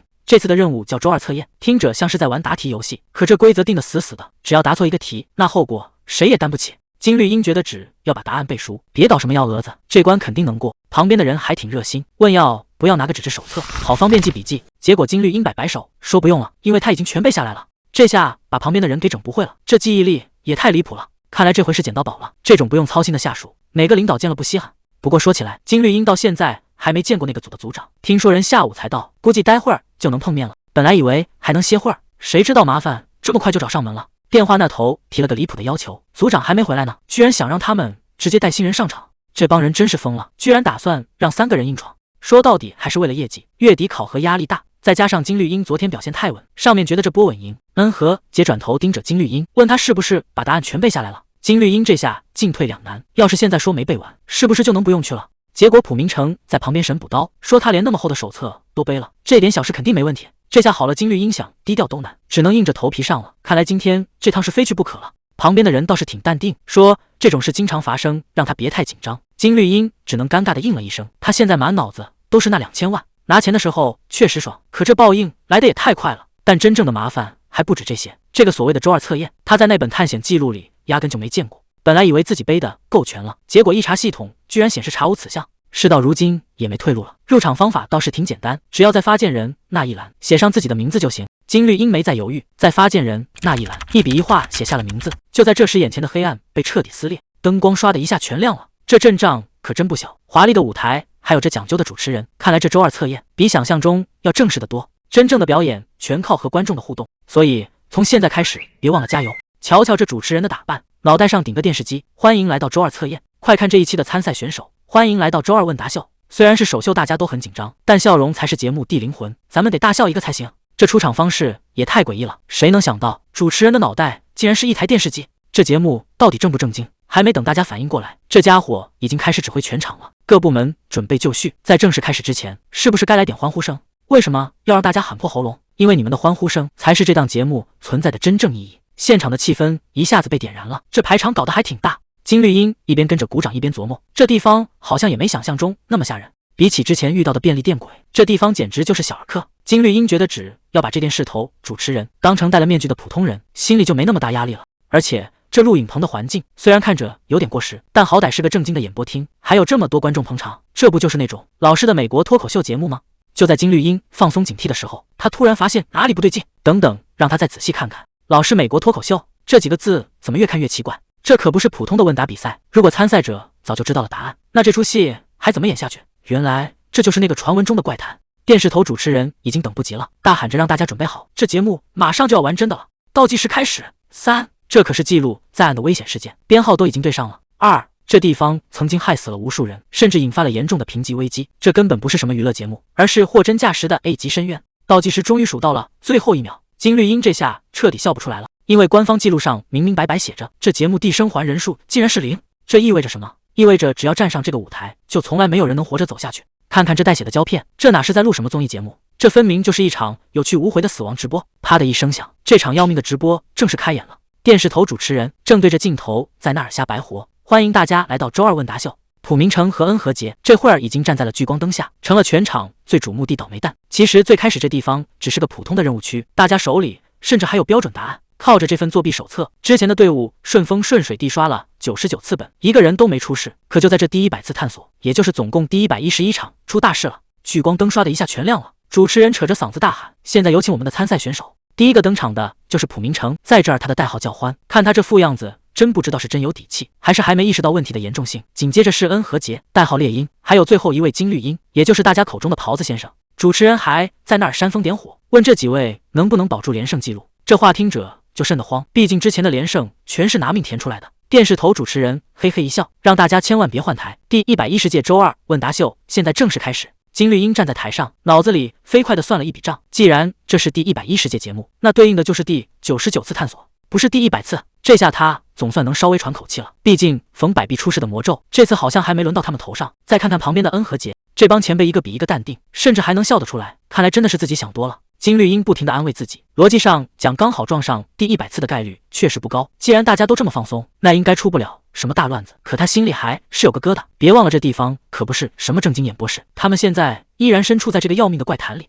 这节目地规则简直就是明摆着的死亡威胁，告示牌上写得清清楚楚，任何不尊重节目地行为都会被直接踢出局。更要命的是，如果谁敢干扰直播，下场只有一个，那就是被当场焚烧。朴明成和恩和杰的脸此刻正出现在电视屏幕里，这可不是什么普通的录播，而是全程直播。换句话说，在这场秀里，任何一点点突发状况都等同于死亡。电视头主持人晃晃悠悠地走到金绿茵面前，语气里全是调侃：“哎呀，狍子先生，你看上去好像很紧张啊。”金绿茵敷衍了一句，说是第一次上节目，难免有点手抖。主持人嘿嘿直笑，连说了好几个太棒了。就在这一刻，直播间的信号唰的一下变得异常诡异。第一题这就开始了。电视头主持人扯着嗓子大喊：“先来个简单的热热身。”题目看着确实不难，问的是哪样东西不属于人体成分。选项里有水、有铁、有油，还有土壤。朴明成和恩和杰反应极快，轻轻松松就拿下了正确答案。主持人还在那儿一个劲儿的叫好，只夸这两位表现得太出色了。可到了金绿茵这儿，情况突然变得有点诡异。他盯着第4个选项土壤，竟然迟迟没有给出最后的答复。主持人嘿嘿一笑，说：“咱们的狍子先生好像被难住了。”这气氛一下子就紧张起来了。按理说这题币着眼都能选对，金绿茵最后还是给出了答案，他选了3号。全场一下子安静了，都在等主持人最后宣判。结果居然答对了。电视头主持人兴奋得手舞足蹈，金绿茵心里却在犯嘀咕：这题不是明摆着的吗？为了不露馅，他还得硬着头皮配合现场的气氛。接下来的答题过程那叫一个顺风顺水，不管题目多离谱，这几个人就像开了挂一样，正确答案一个接一个的往外蹦。金绿茵在旁边一直紧绷着弦，他现在唯一的念头就是赶紧按手册把流程走完，只要不出意外，他们就能活着离开这个鬼地方。可就在这时，全场的灯光突然变得更亮了。主持人扯着嗓子大喊：“各位观众，见证奇迹的时候到了！咱们这期节目的最后一题，这就来了！最后一题终于来了，能不能拿奖金走人，就看这最后的一哆嗦。”电视头主持人凑到跟前，问金绿茵：“准备好了吗？”这语气听着就像在看掉进陷阱的猎物。金绿茵只能点头应战，毕竟现在退后一步，那就是万丈深渊。可这最后一题的内容简直让人心里发毛，问的是失血量达到多少，人就会直接没命。金绿茵盯着屏幕，给出了最后的选择，他选了1号，40%。谁能想到金绿茵不光选了1号，连带着2、3、4全给勾上了。这操作把主持人都看愣了。结果呢？主持人居然说全对。原来只要失血超过30%，人基本上就没救了。所以这几个选项其实都是死路一条。这小子胆子真够大的，竟然敢玩多选。主持人阴着脸问他要不要再改。金绿茵连头都没回，直接甩出2个字：不改。这下有意思了。主持人盯着他看了半天，最后冒出一句：原来是这样啊。主持人慢悠悠地说：其实节目组给的答案只有1号。金绿茵这下心里咯噔一声，难道这回真玩砸了？但是主持人话锋一转，说金绿茵这个全选的回答简直让他大开眼界，这下直接给了个满分。金绿茵整个人都虚脱了，心里只有一个念头：总算活下来了。随着灯光暗下来，这期要命的节目总算录完了。金绿茵在旁边也松了口气，这鬼地方真是1秒都不想多待。可就在大家准备撤的时候，主持人又整了个新花样，说这期节目只能有一个 MVP。金绿茵，恭喜你！金绿茵自己都懵了，接过奖杯的时候，他还在纳闷怎么偏偏选了他。不过现在也管不了那么多了，只要这节目一结束，他就能立马走人。这鬼地方他是1秒钟都不想多待。电视头主持人还在那儿职业假笑的跟大家告别，说明天还会请来更精彩的嘉宾。灯光刷的一下全亮了，这节奏不对啊！明明都说结束了，怎么舞台又支起来了？这下全乱套了。朴明成和金绿英他们还没搞清楚状况，就被这诡异的灯光死死的按在了原地。谁能想到在这鬼地方竟然碰到了外勤调查组的人？金绿英这下彻底懵了，这些人怎么会被困在同一个怪谈故事里？更要命的是，之前进来的那些人居然一个都没能走掉。看看这所谓的问答秀手册，上面清清楚楚写着，谁要是敢干扰直播，下场只有一个，那就是直接火化。说火化就火化，这节目组真是一点没开玩笑。刚才还在说话的人，转头就成了一堆灰。金绿英还没缓过神来，屏幕里那个顶着电视头的怪物就开始预告下周的倒霉蛋了。看着地上的那滩灰烬，金绿英心里只有一个念头，千万不能有反应，只要露出一丁点破绽，下一个被烧掉的就是自己。摄像机还在拍，那盏红灯就像催命符一样，死死盯着金绿英。手册上的警告可不是摆设，只要敢对节目有一丁点不敬，下场就是直接出局，也就是变成刚才那堆灰。金绿英心里早就骂翻了，可她现在连大气都不敢喘，只能硬着头皮演下去。她强撑着对着镜头问：谁会是下一个跟着我脚步的幸运儿呢？下周同一时间咱们不见不散。伴随着这欢快的音乐，这场荒唐的直播总算要收场了。谁能想到金绿英现在还得陪着这怪物演完最后一场戏。电视头在那儿假惺惺地宣布，今天的节目到此结束，明天还有更精彩的等着大家。这一句明天见听的人后背发凉，因为谁也不知道明天还有谁能活着站在这里。直播总算结束了，那道刺眼的白光一闪，所有人都跟着松了一口气。电视头在那儿拍着胸口，居然还在庆幸，说刚才差点就把直播搞砸了，合着在他眼里人命还没节目效果重要。刚才被烧成灰的那位，现在正被工作人员像扫垃圾一样扫进簸箕里。电视头倒是挺看好这个扫地的，还问人家想不想当常驻嘉宾，结果金绿英头都不抬，直接一句我有工作了，就把这怪物给拒了。也是谁疯了才想来这儿送死？电视头转过身，又开始对着剩下的几个人演戏，说大家别被刚才的场面吓着，还假惺惺的安慰他们。可他最后那句话才是真的让人后背发凉。他说很快就轮到你们三个上场了。就在这节骨眼上，旁边有人凑过去嘀咕了几句，电视头那张脸刷的一下就变了，他摆出一副很难办的样子，憋了半天憋出一句咱们这节目刚刚被取消了。这话一出，金绿英这下也懵了，还没等大家反应过来，电视头又赶紧找布，说只是周二问答环节没了，内容得全部换掉。不过这怪物嘴里的好消息听着怎么比坏消息还吓人？他说这可不是结束，反而有个更大的惊喜正等着大家呢。谁能想到这怪物居然要把所有人全都拉进新节目里？金绿英这下彻底没话说了，这种变故根本就不在计划之内。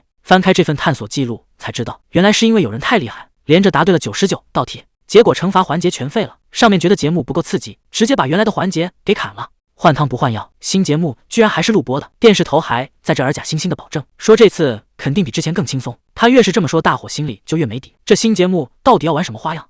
何杰一看情况不对，赶紧叫停，说既然之前的环节都结束了，那大伙也该回个家了。可这电视头哪能轻易放人？屏幕刷的一下变红了，阴森森的回了一句：录制还没结束呢，你们现在就想走？他凑到何杰跟前，语气听着像是在商量，其实全是威胁，说报名表上可写得清清楚楚，半路落跑可是会让他们很为难的。电视头屏幕上的脸一下子变得扭曲恐怖，死死盯着何杰问：难道你们真的就做不到吗？金绿英还在努力争取，说大家都没准备好，连轴转肯定会出差错，他现在只想赶紧找个借口带大家离开这个鬼地方，哪怕是拖到下周二也行，只要现在能先脱身，以后总能想到办法。可惜对方根本不吃这一套。就在这时候，那边居然已经全部准备就绪，连 OK 的牌子都举起来了，这速度快得让人绝望。电视头根本不听人说话，直接强行宣布节目开始。金绿英这下彻底没招了，这家伙完全沟通不了，这赶鸭子上架的新节目到底藏着什么要命的陷阱？倒计时一结束，这新节目说开始就开始了，根本不给人反应的机会。电视头换了一副笑脸，对着镜头在那儿卖力的吆喝，说什么欢迎各位观众，这是周二的快乐，也是周二的激情。原来这新节目居然是个脱口秀。他还假惺惺的安慰大家，说之前的答题节目没了，千万别觉得难过，因为接下来的内容只会比之前更让人意想不到。电视头在那儿自说自话，说这可是升级版的问答秀，还扯什么旋律最动人，尤其是人的声音。金绿英他们几个现在哪有心思听这些？这所谓的合唱团听着就让人心里发毛。电视头越说越兴奋，说大家肯定会爱死这个环节。这新节目地名字终于要揭晓了，就在周二的灯光下，他大声宣布：欢迎来到周二合唱团。电视头在那儿疯狂造势，说要请出这一期的重磅嘉宾，这位可是炼狱合唱团的指挥。听听这名号，旋律的屠夫，虽然听着让人反胃，但电视头却说他非常伟大。就在他准备介绍嘉宾的装备时，气氛突然就变了。电视头怎么停下来了？刚才还吹得天花乱坠，现在居然说要等一下，这节目还没正式开始，难道就要翻车了吗？电视头这一嗓子直接把气氛拉满了。原来是那位大师的装备总算送到了，可这落下来的东西怎么看都不对劲。一排排挂着的金属圆盘，上面全是阴森森的骷髅。电视头在那儿不怀好意地问：“谁会是第一个幸运儿？”他这眼神一转，直接盯上了2个女人，还美其名曰要把首秀的机会留给新人。电视头根本不给喘气的机会，直接宣布第1道题现在就开始。这第1道题简直就是在侮辱智商，问谁的寿命最长？猪兔子、跳蚤还是人？3看着屏幕心里直打鼓，只要答对了应该就没问题了吧？之前的规则不都是这样吗？他赶紧大喊：“选2，是人类！”电视头立马给出反馈：“恭喜你，答对了。”3刚松了一口气，以为这关就这么过去了，还没等他反应过来，一道血光直接飞溅出来。这所谓的合唱团指挥根本就没打算让人活着。原来这个献祭指挥家手里握着整整13个银盘，每一道题都是在给死神递刀子。终于开始了，随着第1声惨叫，合唱团的第1位成员正式归位。他还在那儿疯狂尖叫，喊着“人类，是人类”。原来这节目递玩法就是把嘉宾的脑袋一个个融进这些银盘里，他们发出的惨叫和胡话就是所谓的阿卡贝拉。据说最高纪录是整整7颗脑袋同时开唱，光是1颗脑袋的声音就能让人头疼欲裂，甚至当场发疯。看着这血腥的一幕，女人彻底崩溃了，她尖叫着往后退。这哪里是答题秀，这根本就是一场活生生的屠杀。这惨叫声简直要把天花板都掀翻了。那个倒霉蛋还在疯狂重复着“人类，是人类”，可他的声音已经彻底成了合唱团的背景音。电视头根本没打算停手，他优雅的一挥手，笑着问：“接下来谁准备好受死了？”这下轮到男人彻底崩溃了，他歇斯底里的大喊：“我不知道，我根本不知道答案，只要不答对，是不是就不用变成那恐怖合唱团的一员了？”可这疯子节目递规则真的会让他如愿吗？电视头笑着宣布：“哎呀，你被淘汰了，真是太遗憾了，你没能加入我们伟大的合唱团。”录制才刚开始5分钟，整整一个队伍就这么人间蒸发了。这节目递逻辑简直疯了，答错了是死，答对了脑袋会被直接切掉，变成那种所谓的顶级恶灵，横竖都是个死。就在这走投无路的时候，金绿茵突然想起了一件事，一件他一直以来都故意忽略掉的关键信息。金绿茵终于反应过来了，那些所谓的上司在记录里连个影都没有。可还没等他理清头绪，电视头又开始整活了。他阴森森的笑着说：“咱们得见下一位老熟人了。”结果呢，聚光灯刷的一下直接锁死了普明成。这下麻烦大了，电视头指名道姓让他这个欢先生出来接招，躲是躲不掉了。电视头直接点名让普明成出来回答问题。现在的局势根本没得选，要是这步走错了，所有人恐怕都得交代在这。这种玩命的局，像他这样的人真的能活到最后吗？这种压力下谁都撑不住，普明成差点就要跟着失控了，好在他最后关头强行拉了回来，现在已经没时间犹豫了。这已经不是害怕了，简直就像亲眼看着海啸拍到脸上，这种压迫感根本就是一场躲不掉的灾难。金绿茵，你可千万别忘了，只有读过这些危机剧本的人才是这里唯一的生还希望。电视头可没打算给他喘气的机会。欢先生，你准备好了吗？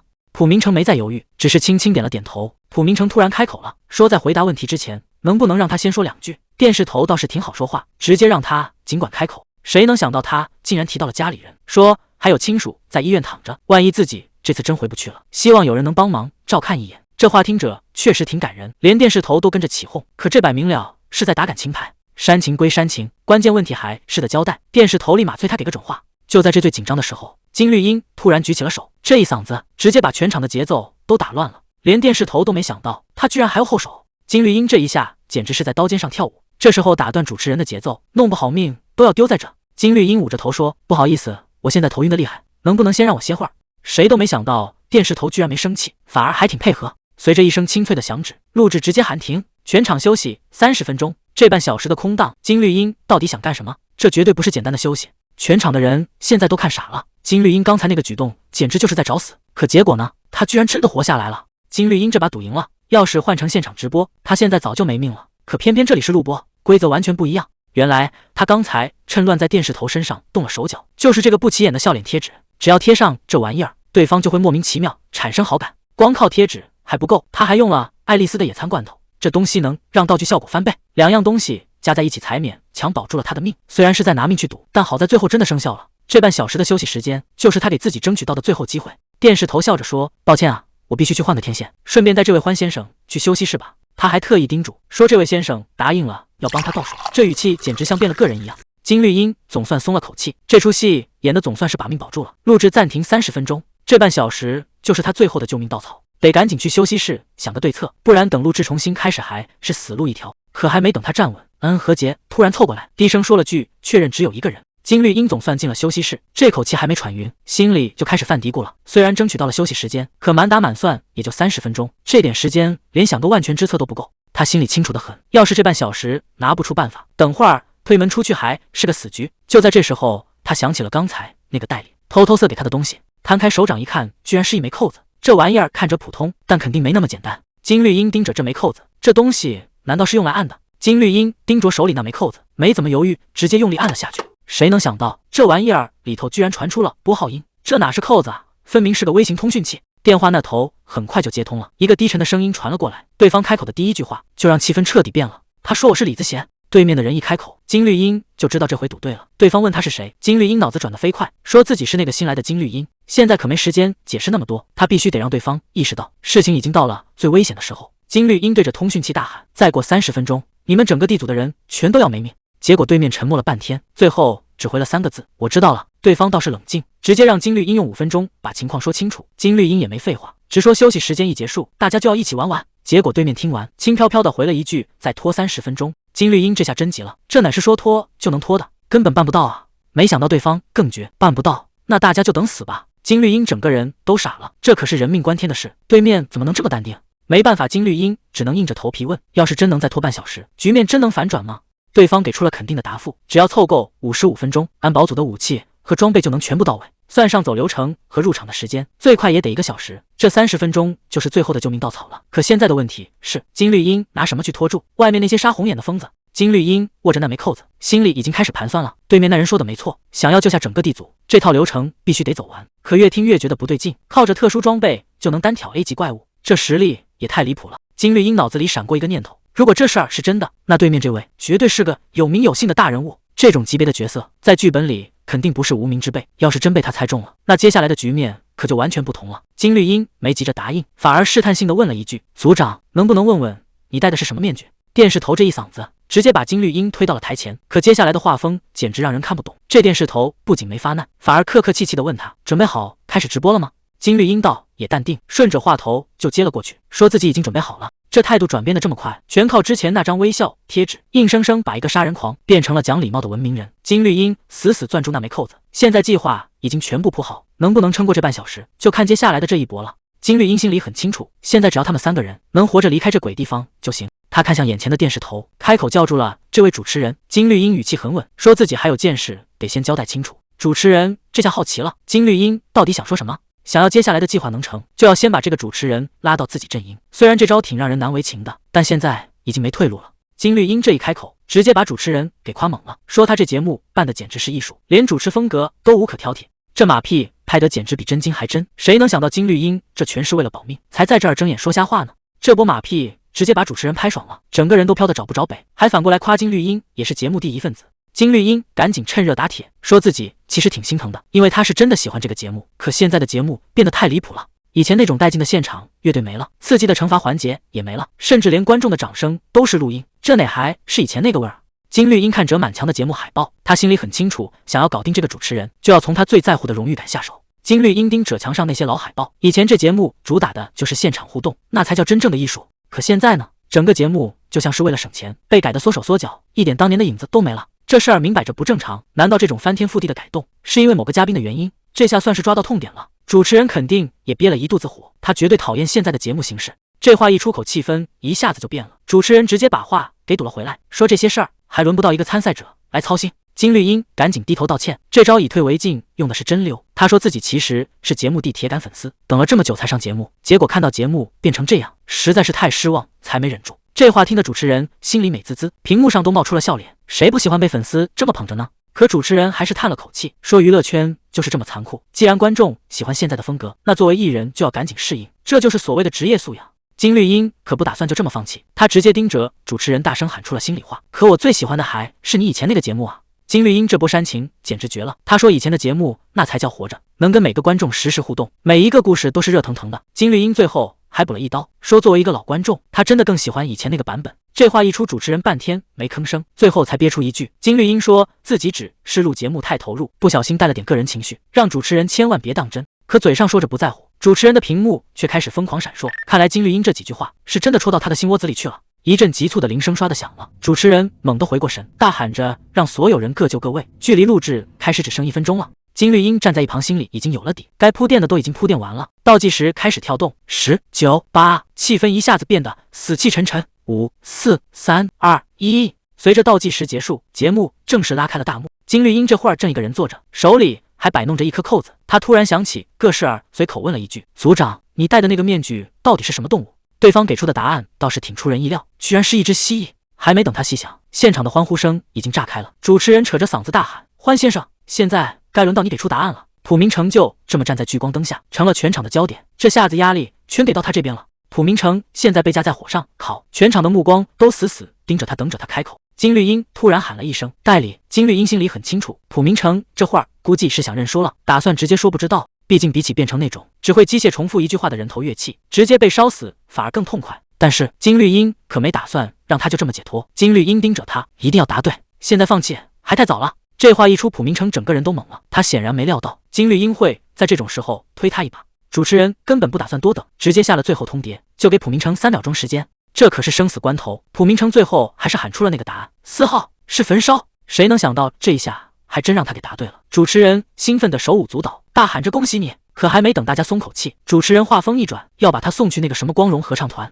只要用上组长的特殊装备，就能直接杀进这个怪谈的内部。对方给出的回答也很干脆，没错，但这装备有个致命缺点，他开出的通道太窄了，活人根本钻不过去，只能送点小玩意儿。金绿英倒是淡定的很，他直接放话，这就足够了。既然人过不去，那就换个法子，使出你全身的力气，把他给我狠狠的扔过去。这一使劲儿，东西直接穿过了那道窄缝。谁能想到这么个不起眼的小玩意儿，竟然真能突破重围？东西落地滚了好几圈，终于露出了真面目。费了这么大劲，扔过来的竟然只是一节7号电池。金绿英心里早就有数了，这电池果然没白扔。谁说进了怪谈就要按规矩办？只要力气够大，物理驱魔照样能行。这就是那位外号叫蜥蜴的猛人最擅长的暴力破局，直接对付指挥家可能没戏，但要是盯上他的乐器，那可就不一样了。只要这演出的节奏一断，管你是多高级别的怪谈，这台戏都得当场崩盘。主持人还在那儿卖力吆喝呢，让指挥家赶紧把获胜者变成合唱团的一员。可喊了半天，台上一点动静都没有。普明成这下也察觉到不对劲了，全场观众都在等着呢，指挥家却像断了电一样，在那儿一动不动。就在这时候，指挥家那张怪脸竟然开始自己裂开了。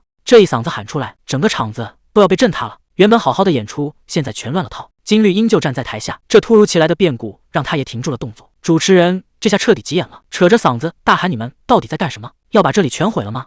这东西正顺着喉咙往上爬，简直太荒谬了！我到底犯下了什么样的罪孽？这根本不是什么演出，这就是地狱，满脑子全是地狱。就在这一片混乱中，主持人冷冷的开口：“就是你，你对这场演出根本没有半点尊重。我就知道娱乐这种事绝对不能指望那些花里胡哨的客人，必须得回归本源才行。真正的演出应该是见证奇迹的兴奋，是人与人连接的快乐，更是对下一秒未知的期待。这些最纯粹的东西，你们这帮所谓的制作人竟然一点都不懂。既然连这点觉悟都没有，那你们根本就不配站在这里做节目。但是我一定能做到。”都这种时候了，主持人还在那儿拼命嘶吼，可结果呢？事情的发展早就超出了所有人的预料。不对啊，这家伙明明只是个地级，哪来这么大的能量？完了，这下全乱套了，这根本就不是原先定好的剧本。金绿英先生，谢谢你啊，多亏了你，我总算找到了新的方向。主持人还在那儿自顾自地说：“你很有当创作者的天赋，以后咱们可得常联系。等下次节目筹备好了，我一定第一个邀请你过来。”居然真的成功了！普明成和金绿英他们几个就这么瘫坐在长椅上，半天都没缓过劲儿来，活下来了。这回是真的活下来了。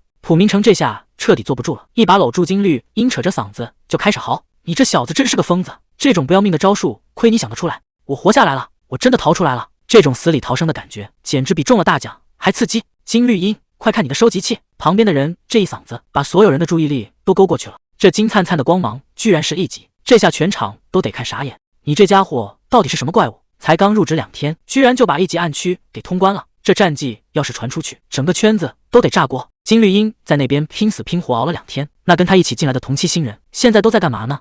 镜头一转，高英恩这边已经入职3天了，他正盯着屏幕上的积分发呆。3天拿了66分，还顺手清理了2个怪物，这成绩对新人来说简直就是超常发挥啊！毕竟普通人1周也就搞定1、2个。高英恩为了适应这破公司，那是真的拼了命在卷。虽然带他的前辈们一个比一个冷淡，但好在没遇上什么职场霸凌，这日子勉强还能过得下去。可这种平静真的能一直维持下去吗？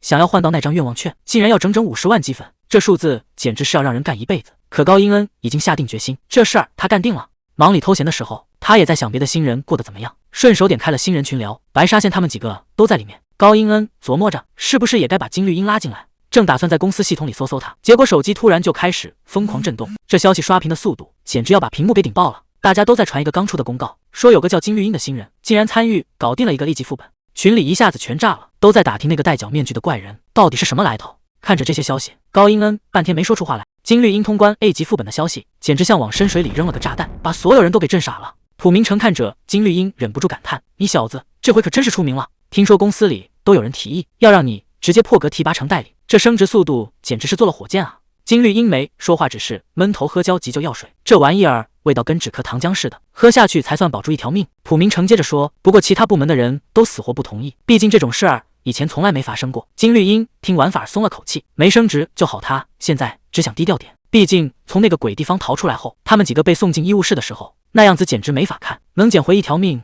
就已经算老天爷开恩了。普明成拎着一大袋战利品，在那儿一个劲的感慨，说这回真是从鬼门关走了一遭，能活着回来简直比什么都强。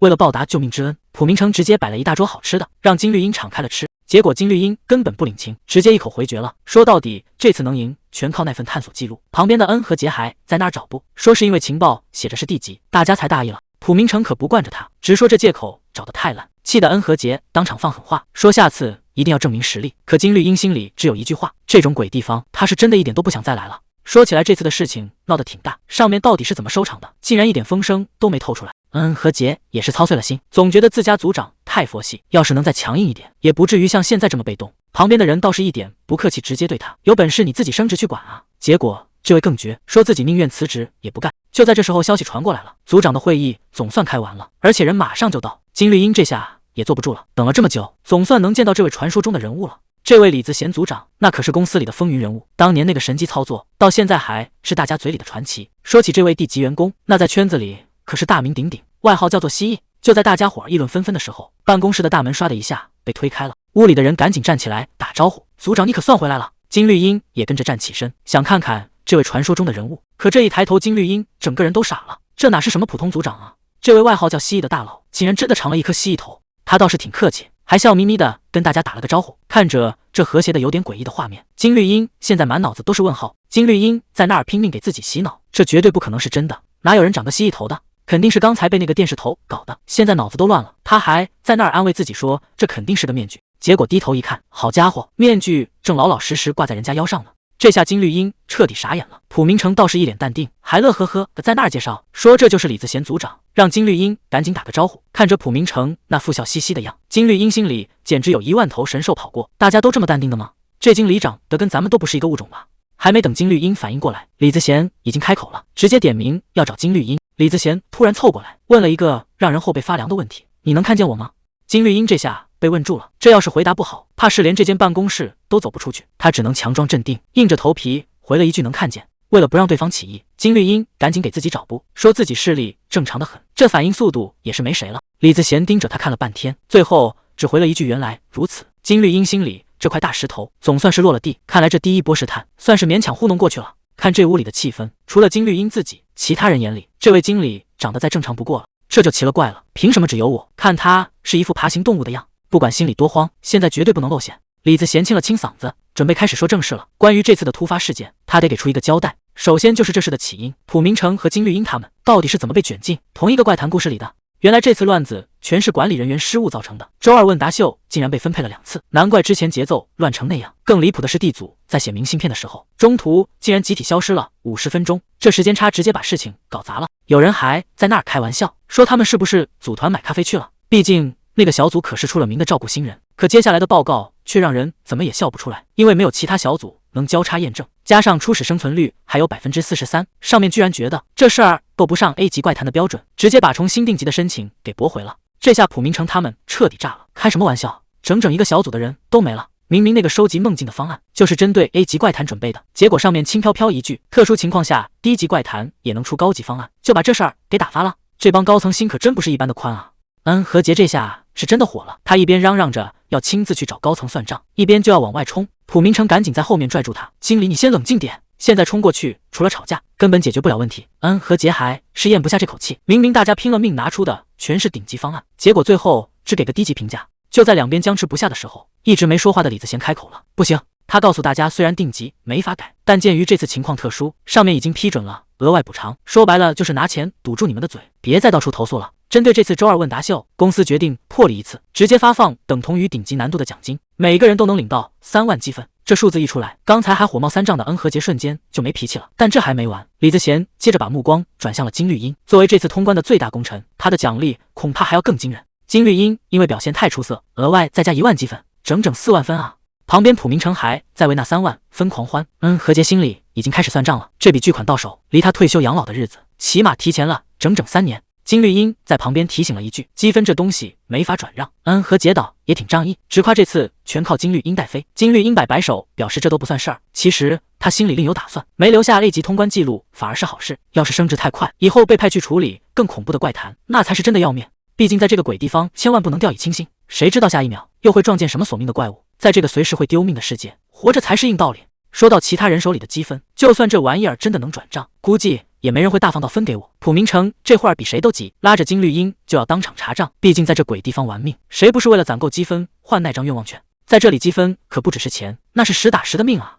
等金绿茵把屏幕点开，全场都傻眼了，整整40100分。要知道平时过个 F 级任务，累死累活才给100分，这回不仅直接冲到了5位数，而且1分钱都不用跟别人分。这一波直接填满了愿望券8%的进度，这可是飞跃式的进步。既然大家都平安无事，兜里还揣着这么多巨款，何杰提议那件事是不是该安排上了？聚餐时间到了，大家伙儿全聚在烤肉店里。金绿茵刚想伸手拿夹子，就被旁边的同事给拦住了。普明成笑着说：“新人第一次参加聚餐，哪有让你干活的道理？以后有的是机会使唤你，今天你就只管张嘴吃。”话是这么说，但金绿茵现在坐立难安，倒不是因为前辈太热情，而是对面坐着的这位实在让人没法直视。其实这聚餐气氛还行，金绿茵喝了几口闷酒，胆子也跟着大了起来。只要不盯着那怪物看，好像也没那么吓人。毕竟之前参加的聚餐全是为了应付客户，像现在这样能放松吃顿饭，真是太难得了。金绿茵甚至都想好了，等会儿回宿舍一定要看点动画片压压惊，再开着灯睡个好觉。对面的李子贤突然开口了：“金绿茵先生。”李子贤一开口，竟然是盯着金绿茵手里的点数，那可是整整4万分啊！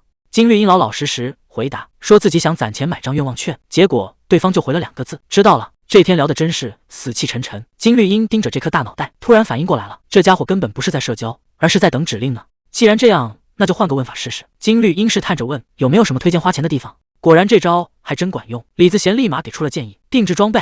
金绿茵怎么也没想到，在这种烤肉聚餐的场合，对方竟然会主动提起这件事。看来这公司里的员工都有个共同的特点，那就是对装备有着近乎疯狂的执着。这可是白日梦公司员工的标配，也是在这鬼地方活下去的本钱。大家都知道白日梦公司就是个绞肉机，把员工丢进恐怖故事里，就为了榨出那点药水。但这里有个逻辑问题，要是故事难度太高，员工进去一个死一个，公司岂不是亏本赚吆喝？为了解决这个漏洞，公司搞出了个新设定，职级越高的人手里的装备就越离谱，这就是所谓的专属装备。当然了，这玩意儿也不是无敌的，别指望穿上它就能手撕鬼怪，顶多就是加点属性，让你在死神面前多撑一会儿。不过这东西具体怎么用，金绿茵以前也只是听说，真正的核心机密它其实也是一头雾水。普明成带着金绿茵来到了公司旁边的别馆，这里可不是什么普通仓库，而是专门用来关押那些相对安全而且还有点用处的怪谈。还记得办公室里那个收音机吗？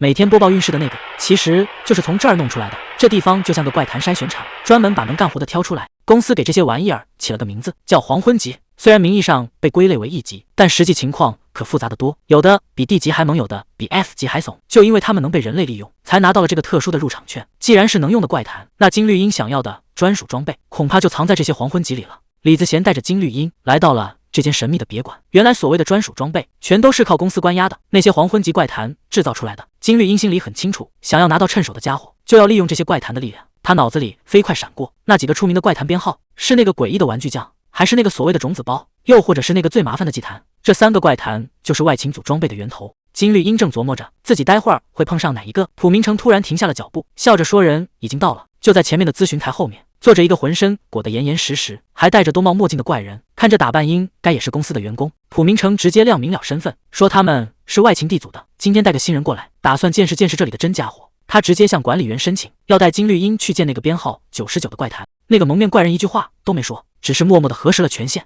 紧接着，那扇沉重的合金大门就唰的一下打开了。穿过这条冷冰冰的长廊，两边的灯光晃得人心里发毛。金绿茵一路上都在观察，这地方的安保级别高得离谱。终于，普明成在一扇紧闭的铁门前停下了脚步，门上那个99号的牌子看着就让人觉得不简单。普明成回头笑了笑说：“他们已经到了。”谁能想到这扇门后面关着的竟然就是公司里最邪门的玩意儿之一。门一开，金绿茵直接看愣了，这哪是什么怪物，分明是一台冒着紫光的大家伙。别看它长得像个旧机器，这玩意儿邪门的很，它能把死物当成植物来养，甚至还能提取基因搞杂交。普明成一脸得意的介绍，这可是咱们组的专属福利，只要往里丢2样东西，它就能给你合成个全新的宝贝。金绿英道也实在，开口就问这玩意儿费不费钱。普明成也没绕弯子，说这地方可没白吃的午餐，想要启动这台机器，一次就要刷掉1000点积分，这价格听着都让人肉疼。1000积分啊，这简直是在抢钱。金绿英忍不住吐槽，既然是出任务必备的装备，公司难道不应该报销吗？普明成倒是淡定，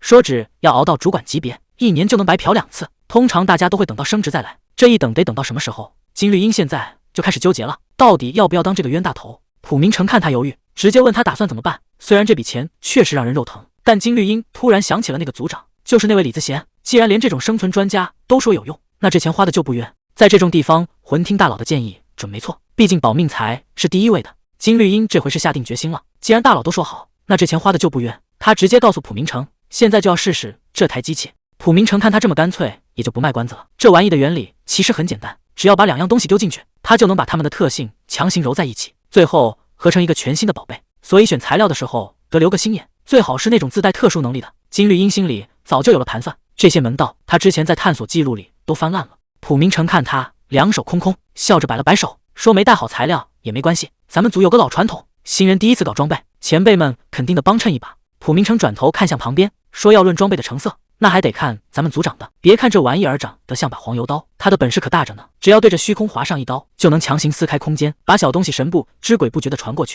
金绿英这下总算明白了，难怪之前比赛的时候那些电池会莫名其妙出现在手里，原来全是靠这把刀在作弊。不过这东西虽然好用，但终究不是用来保命的防御装。金绿英转头看向另外2位，想看看他们手里还有什么底牌。普明成笑得挺灿烂，说他那点东西也就只能耍耍杂技，而恩和杰拿出来的竟然是上次问答比赛里的那个按钮。金绿英这下心里有数了，合着这几位大佬手里没一个是正经搞防御的，而且这些玩意儿看着跟外星商店里卖的也没啥区别，看来指望别人是不行了，想要弄件靠谱的防身装备，还得靠他自己去折腾。既然前辈们都这么大方，金绿英也就不客气了，他直接开口，想要借用组长的那件装备，那把能撕裂空间的黄油刀，被稳稳地放进了合成机里。这第一件材料算是到位了。普明成在一旁提醒，接下来只要再放进一件你想要的东西就行。但这台机器有个奇怪的禁忌，何杰特意嘱咐，虽然屏幕上一直提示要植物，但绝对不能真的把植物扔进去，这要是真听了机器的话，后果恐怕谁也担不起。普明成这番话可不是在开玩笑，虽然机器有自动识别功能，但万一出个差错，谁也担待不起。金绿英盯着路边的花，这才反应过来，难怪这附近全是人造花，一棵真草都见不着，原来这都是有血的教训。他突然想起一件事，那是他在档案里看过的。第14号探索记录以前有个叫2的员工，非要挑战一下规则，顺手拔了2棵野草扔进去，结果直接捅了马蜂窝。安保组拼了老命，花了整整1个星期才收场，最后现场1个人都没活下来。李子贤在一旁泼冷水，他说一般人为了稳妥都会放点普通的小玩意儿，但那样的话超自然属性可能就继承不了多少了。金绿英倒是挺干脆，他说不管结果怎么样他都能接受。其实从进门那一刻起，他就在心里盘算自己的家底了，毕竟他身上带着的宝贝还真不算少。看着这一堆乱七八糟的东西，他最后盯上了那个笑脸贴纸，这玩意的等级恐怕是这些东西里最高的，既然要玩那就玩个大的。他决定了，就把这玩意儿扔进去。金绿英最后拿出来的是他在空间商城买的那枚银币。李子贤凑过来问这是个什么东西，金绿英随口编了个瞎话，说这只是个旅行纪念品，纯粹是因为演员才戴在身上。普明成在旁边看了看，觉得这小玩意儿挺好带，看着也没什么问题。金绿英心里其实在打鼓，不知道这李子贤有没有看出这银币的来头。不过在这个满是怪谈的世界，身上带1-2件超自然物品倒也不是什么稀奇事，就算真被发现了，大不了就说自己不识货，反正这只是一枚硬币，谁能想到它到底有什么用。这机器一启动，红灯就开始狂闪，他在管金绿英要园丁信息呢，这就是所谓的定制装备。既然要找个监护人来照顾植物，那肯定得录入主人的基因信息。唰的一下，扫描光束直接把金绿英全身覆盖了，这可不是闹着玩的，这是在提取它的生物数据。验证通过，机器内部开始剧烈运作，基因信息和刚才投进去的东西正在疯狂融合。机器里传出一阵刺耳的动静，紧接着屏幕上就跳出了提示，播种已经完成了。就在这一刻，白光刷的一下炸开了，系统提示音直接在大厅里响起来，恭喜金绿英拿到了第1件定制装备。忙活了这么久，恩和杰总算打算放人了，临走前还不忘叮嘱金绿英回家记得是试新武器，毕竟这鬼地方可还没消停呢。这一天折腾下来确实够呛，金绿英刚回到屋里，连衣服都顾不上换，就这么瘫在了沙发上。一个是李子贤的黄油刀，另一个是外星商店买的银币蛇，这2样稀罕货合在一起，最后就弄出了这么个玩意儿。金绿英盯着手里的硬币，这东西到底该怎么用啊？总不能是抽奖抽歪了，最后就给吐出来个玩具吧。要是真这样，那这1000点数可就全打水漂了。既然是硬币，那就只能这么试试了。他随手往上一弹，这硬币刚飞到半空，异样就出来了。唰的一下，这东西竟然直接实体化了。金绿茵还没反应过来，这玩意儿就开始在屋里乱晃，甚至还直接凑到了他跟前。这到底是个什么东西？难道这1000点数就换来个帮手？这召唤出来的白手竟然还管金绿茵要钱，还要投币才能动。这年头连外挂都这么现实吗？金绿茵也是心大，随手掏出个100块就扔了过去。结果这白手脾气还挺大，直接把硬币给弹飞了。看来是嫌钱少啊！金绿茵咬咬牙，直接换了个500的大钢镚。这下那白手总算满意了，一把就给抓了过去。拿了钱果然好办事，这白手唰的一下直接奔着金绿茵就过来了。还没等他反应过来，这手竟然直接按在了他身上。这到底是要干什么？难道这钱是买命钱？还没等他反应过来，地上突然冒出一个黑漆漆的洞，紧接着一只巨大的黑鹰手唰的一下钻了出来。这只白手竟然直接钻进了手里，还跟身体融为一体了。这种奇怪的感觉，金绿茵以前从来没体会过。金绿茵试着动了动手指，结果这地上的黑影竟然也跟着做出了同样的动作。这难道就是那个1000点数换来的定制装备？这玩意儿完全受他控制，简直就像是长出来的第3只手。虽然看着有点吓人，但要是用好了，绝对是个阴人的神技。金绿茵握紧拳头试了试，地上的黑影也跟着猛地一攥。既然这手这么听话，金绿茵就开始琢磨了，这玩意儿到底能精细到什么程度？他试着让那只看不见的手拿起笔，在纸上刷刷写了起来。结果这下厉害了，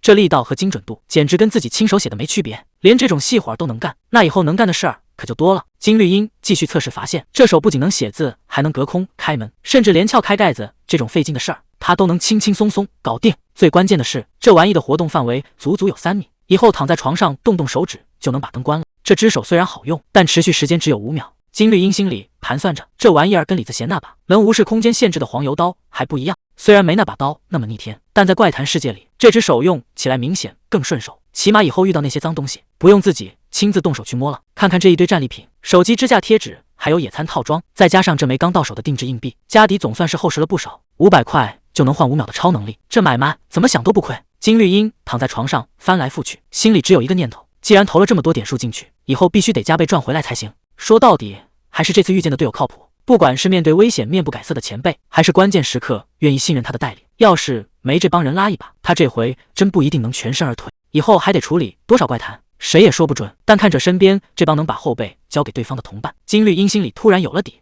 管他前面是什么龙潭虎穴，这回他是真觉得自己能行。原本以为只要忍忍就能这么平平静静的过下去。沙发上坐着的恩和杰突然喊了一声：“菜鸟，看来咱们的任务要变了。”金绿茵这下彻底懵了，怎么好端端的计划说变就变了？所谓的岗位调动，说白了就是升职加薪。想得美，在咱们这儿这就是要把你往火坑里推。看看这转职要求，工龄2年还得解决200个怪谈。金绿茵整个人都麻了，这种事儿怎么能跟一个才入职3天的新人说？对面恩和杰岛也干脆：“我知道，但这事儿没得商量。这下好了，刚出狼窝又入虎穴，接下来的日子怕是更不好过了。”看到今天的官方公告了吗？金绿茵还没反应过来，这公告到底写了啥？点开一看，好家伙，这居然是一份奖励名单。说白了就是金绿茵他们队立了大功，直接拿了个 A 级评价，整整10万积分的奖励啊！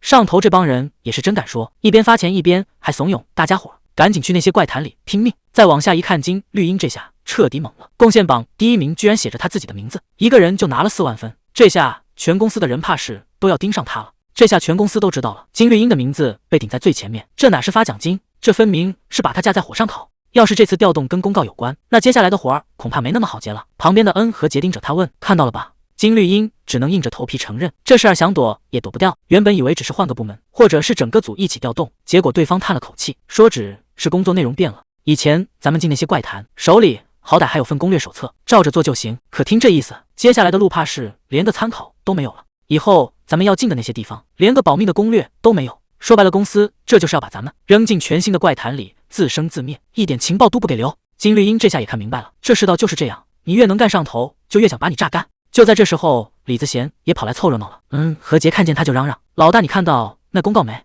大家心里都清楚，没攻略就让进怪谈，这不就是让咱们去送死吗？李子贤一口回绝：“这事儿绝对不行。”这下轮到大家伙傻眼了，难道这死局里还真能钻出什么空子来？李子贤倒是看得开，他说：“就算有保命手册，该死的人照样会死。”这话听得金绿茵和恩和杰直接在旁边翻了个大白眼，这安慰人的水平也是没谁了。金绿茵还是觉得不稳妥，没攻略去闯怪谈，那不是嫌命长吗？结果李子贤冷笑一声，直接把手里的资料撕个粉碎，在他眼里有没有那张纸都一个样，这就是典型的暴力破局派，管你什么规则怪谈，只要拳头够硬，全都能给他砸烂了。金绿英干脆把话挑明了，直接问这调动到底有什么好处。上头给出的答案倒也干脆，有，而且是实打实的积分奖励。普明成一听这话，刚才那股子抵触竟然全没了，赶紧追问这奖励到底有多少。结果这数字一出来，全场都愣住了。同等级的任务奖励竟然翻了3、4倍，最高甚至能拿到15倍，这哪是去送死啊？这分明是去挖金矿。刚才还愁眉苦脸的几个人，现在满脑子全是积分。金绿英在旁边看着，这帮人的状态已经彻底变了，简直就像输红眼的赌徒。这下可好，重赏之下必有勇夫。可这钱真的有那么好拿吗？说这是在赌命，那可就太小看金绿英了。对他来说，这就是一场稳赚不赔的买卖。就算公司不给攻略，他手里可还攥着独一份的百科探索记录。这下逻辑全通了，这哪是什么九死一生，这分明就是3倍积分的限时福利活动。既然有这种好事，那还等什么？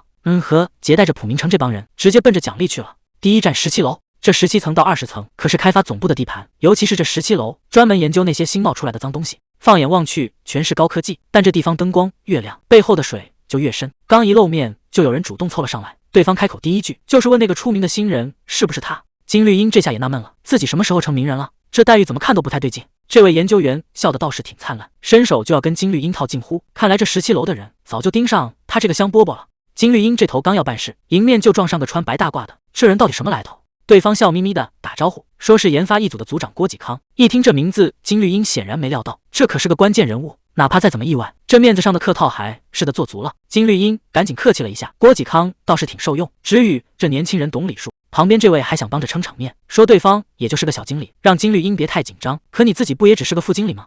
其实金绿英根本没在乎之际，真正让他心里打鼓的是这人的名字郭启康。这可是个在记录里反复出现的狠角色，这种大人物突然冒出来，绝对不是什么好兆头。金绿英心里很清楚，现在还不是摊牌的时候，得先把这出戏演下去。别看这郭启康表面上和和气气，在传闻里他可是个极难对付的角色。他对着李子嫌一顿寒暄，说以后大家就是常客了，这摆明了是要长期合作。既然对方主动示好，金绿英顺势打听起正事，想知道这研发一组到底在憋什么大招。结果这一问，还真问出了点不得聊的东西。原来他们一直在研究怎么开启新的异常区，而最关键的是这费劲巴拉打开的大门，最后竟然是给金绿英他们准备的。说白了，这研发一组就是专门给他们派活的。他们先去探路，回来整出一本所谓的攻略，剩下的脏活累活全的金绿英他们去顶包。郭启康这老狐狸笑呵呵的张开手，说是欢迎地组的各位正式入伙，既然来了，那就要按规矩办事。大伙儿赶紧拿好装备，不仅要查清楚那些平民是怎么逃出来的，还得看看前一批人到底是怎么栽在里面的。这帮坐办公室的真是站着说话不腰疼。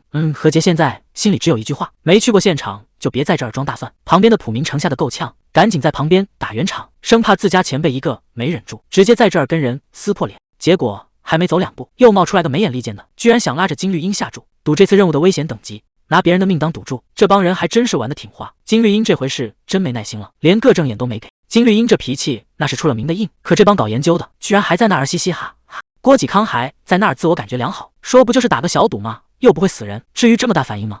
金绿英理都没理，直接把这帮人当成了空气。这下轮到对方尴尬了，只能在那儿干笑说自己只是开个玩笑。不过这老狐狸话里话外还是在试探，他说这次的异常区其实没那么邪乎，毕竟还有不少平民能全虚全影的逃出来。可这话谁信呢？要是真没危险，他们这帮人还用得着在这儿磨洋工吗？灾难管理局那边一直在催，说是必须赶紧把这地方封了。策划组为了压住消息，估计头发都愁掉了一大把。既然要行动，那就要先摸清底细。普明成把资料递给金绿英，让他也跟着核对一下记录。现在的重头戏就是他们即将进入的这片黑域。按理说，既然有那么多平民能逃出来，这地方顶多也就个地级。可金绿英刚翻开资料，就发现事情没那么简单。这上面写的都是什么？网红、小丑，这画风怎么看都不太对头。就在他纳闷的时候，对方直接递过来一个平板，说是让他做好心理准备，亲眼看看里面的动静。平板里的画面刷的一下跳了出来，这就是那个所谓的地级异常区。画面里这个胖乎乎的小丑，怎么看都透着一股邪气，这嘴角往上一咧，准没好事。这哪是给平民表演节目，这分明是把人往死里整。还没等看清细节，这疯子就开始对着镜头狂笑，整个画面都被震得全是重影。这下麻烦大了，这地方要是只有地级，那才真是见了鬼了。金绿英还没来得及放下平板，结果下一秒这怪事就直接找上门了。谁也没看清这红手是从哪冒出来的，死死扣住金绿英的肩膀，这力道摆明了是要把他往死里拽。金绿英这下总算看明白了，这个所谓的鬼故事绝对是真的。那只红手根本不给反应时间，拽着金绿英就往黑狱里沉。这下想跑也跑不掉了。更气人的是，郭启康竟然还笑得出来，甚至还祝他一路顺风。金绿英这下是真的急了，大喊着赶紧取消那个3倍积分活动，这哪是赚积分啊，这分明是要命。他拼了命地喊着不想进去，可那只红手根本不讲道理，硬生生把他往深渊里拽。就在这一刻，那个诡异的小丑再次露出了真面目，满屏都是疯狂的笑声。这地方绝对比想象中还要恐怖。随着一阵天旋地转，金绿茵彻底掉进了这个怪谈世界。看来这回响不加班都不行了。这地方一进来，系统就给了一个下马威，明摆着告诉金绿茵，这里的小丑可不欢迎外人。看来这就是那个代号 Terror D210的怪谈世界。金绿茵这下是彻底没退路了，只能硬着头皮往前走。这走廊就像没个头一样，墙上密密麻麻全是画像，普明成也在旁边，两人越看越觉得这地方邪门。普明成凑近一瞧，这下发现大问题了，这些画根本不是什么油画，而是活生生的人脸，这些人的脸被硬生生扭曲，强行摆成了小丑的笑脸。这地方待得越久，墙上的画像就越离谱，简直要把人的理智都磨没了。何洁看着这些画，心里已经有了答案，那些在这个怪谈里失踪的人，最后都成了墙上的新小丑。说实话，就算是恐怖电影或者主题公园，也没见过这么吓人的阵仗。金绿茵现在满脑子都是刚才进来的画面，光是那个入场方式就差点让他当场交代在哪。谁遇到这种事不害怕啊？这根本就不是胆子大不大的问题。何洁倒是淡定的很，甚至还觉得这里没想象中那么黑，环境还算凑合。金绿茵这下彻底无语了，这人的心到底是有多大呀？普明成这会儿倒是挺讲究，问李子贤出发前要不要先适应一下黑暗。李子贤也是个实诚人，直接让大家闭眼60秒。金绿茵在旁边看得一愣一愣的，这帮人是认真的吗？在这种满墙都是恐怖画像的走廊里，谁知道下一秒会蹦出什么怪物？他们居然敢集体闭眼1整分钟，结果普明成还真拉着同伴一起闭眼，这心大的程度简直让金绿茵怀疑人生。金绿茵现在算是看明白了，这帮家伙根本就不知道什么叫害怕。说真的，这帮人就是那种看恐怖片都会觉得无聊的很角色，除非真的快要没命了，不然他们的肾上腺素根本动都不动。就在这时候，何洁又透了个底，说这些画像要是被戳一下，里面的怪物就会爬出来追着你跑。既然有人能从空画框里逃出去，那咱们就把怪物全引出来，强行把画框给腾空。这要是换成普通人，早就吓得离这些画远一点了。结果李子贤倒好，他直接下令把看见的所有画像全戳一遍。普明成在旁边听着，心里倒是挺淡定，既然那些玩意儿只会爬，那动作肯定快不到哪去，只要跑得够快，这波应该稳了。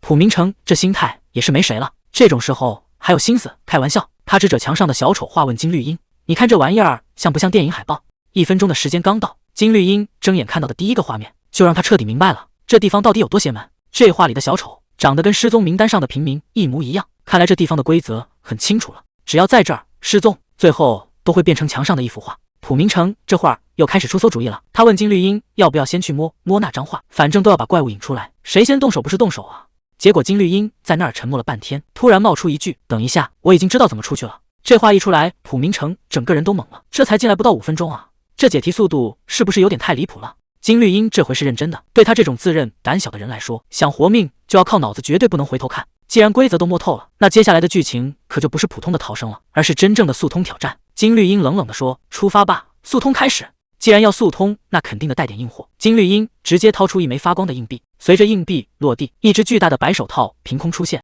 何洁在后面问：“这装备是专门准备的吗？”金绿茵淡定地回答：“没错，不过光有这个还不够，咱们还得再找点别的东西。”金绿茵直接掏出一大把硬币，只要钱到位，什么离谱的特效都能整出来，满屏的打赏刷个不停。那只巨大的白手套再次现身。金绿茵解释说，这玩意儿其实是定制武器，只要射的投币就能在远处随便操控。普明成这下听明白了，合着这就是金绿茵想出来的速通秘籍。金绿茵点点头，没错，有钱能使鬼推磨，在这儿也一样适用。时间紧迫，金绿茵赶紧交代了一下规矩，墙上这些画像可不是摆设，里面只有一张是真的。普明成问，那刚才那些跳出来咬人的全是冒牌货？金绿茵点点头，没错，待会儿我一给信号，大家就按我说的特征去找。李子贤这回倒是挺听劝，金绿茵说什么他都照办，这态度简直是180度大转弯。普明成一边活动筋骨一边调侃说，好久没这么卖力干活了。金绿茵在旁边听得直摇头，其实根本没必要跑这么快，这观看着吓人。其实有个特别简单的通关办法，只要胆子够大，根本不用躲那些画像，直接大摇大摆走过去，挨个摸一遍就行了。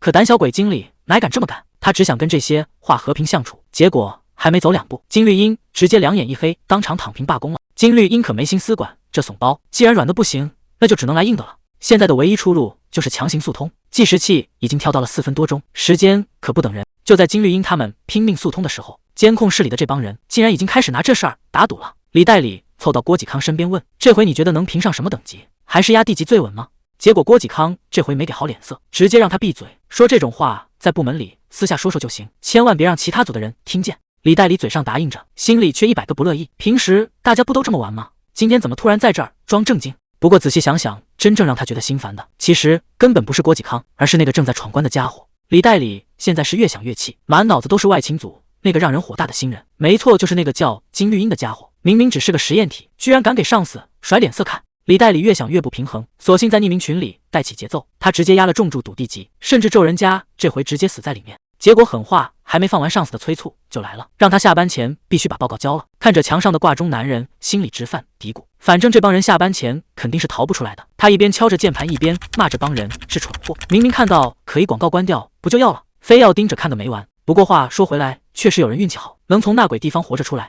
根据那些幸存者的说法，出口就在画框里，只要找到小丑钻出来的那个空画框，就能回到现实世界。可问题就在这儿，没人知道到底是哪一幅。走廊的样子，画框的大小，每次进去全都不一样，每个人的说法都对不上，想从那儿出来简直是做梦。在那鬼地方，你必须不停地把小丑弄醒，甩掉他，甚至还得跟他硬碰硬，直到把体力全部耗光为止。李代理在那儿笑得可开心了，反正他们根本不知道到底哪幅画才是出口，只能像没头苍蝇一样乱撞，最后活活累死在里面。他甚至已经开始诅咒了，赶紧死在里面吧，别出来碍眼了。可谁能想到话音刚落，蒲明成居然直接从画里唰的一下钻了出来，通关了。这下轮到李代理傻眼了，这下全场都傻眼了。谁能想到他们居然真的就这么大摇大摆的走出来了？旁边的人还在那儿献殷勤，又是请喝咖啡，又是买零食，可大家最关心的还是到底花了多久。结果低头一看，下午2点41分，从进去到出来居然只用了26分钟，这下整个办公室都炸锅了。这可是那个号称没几个钟头出不来的鬼地方，他们居然不到半小时就通关了。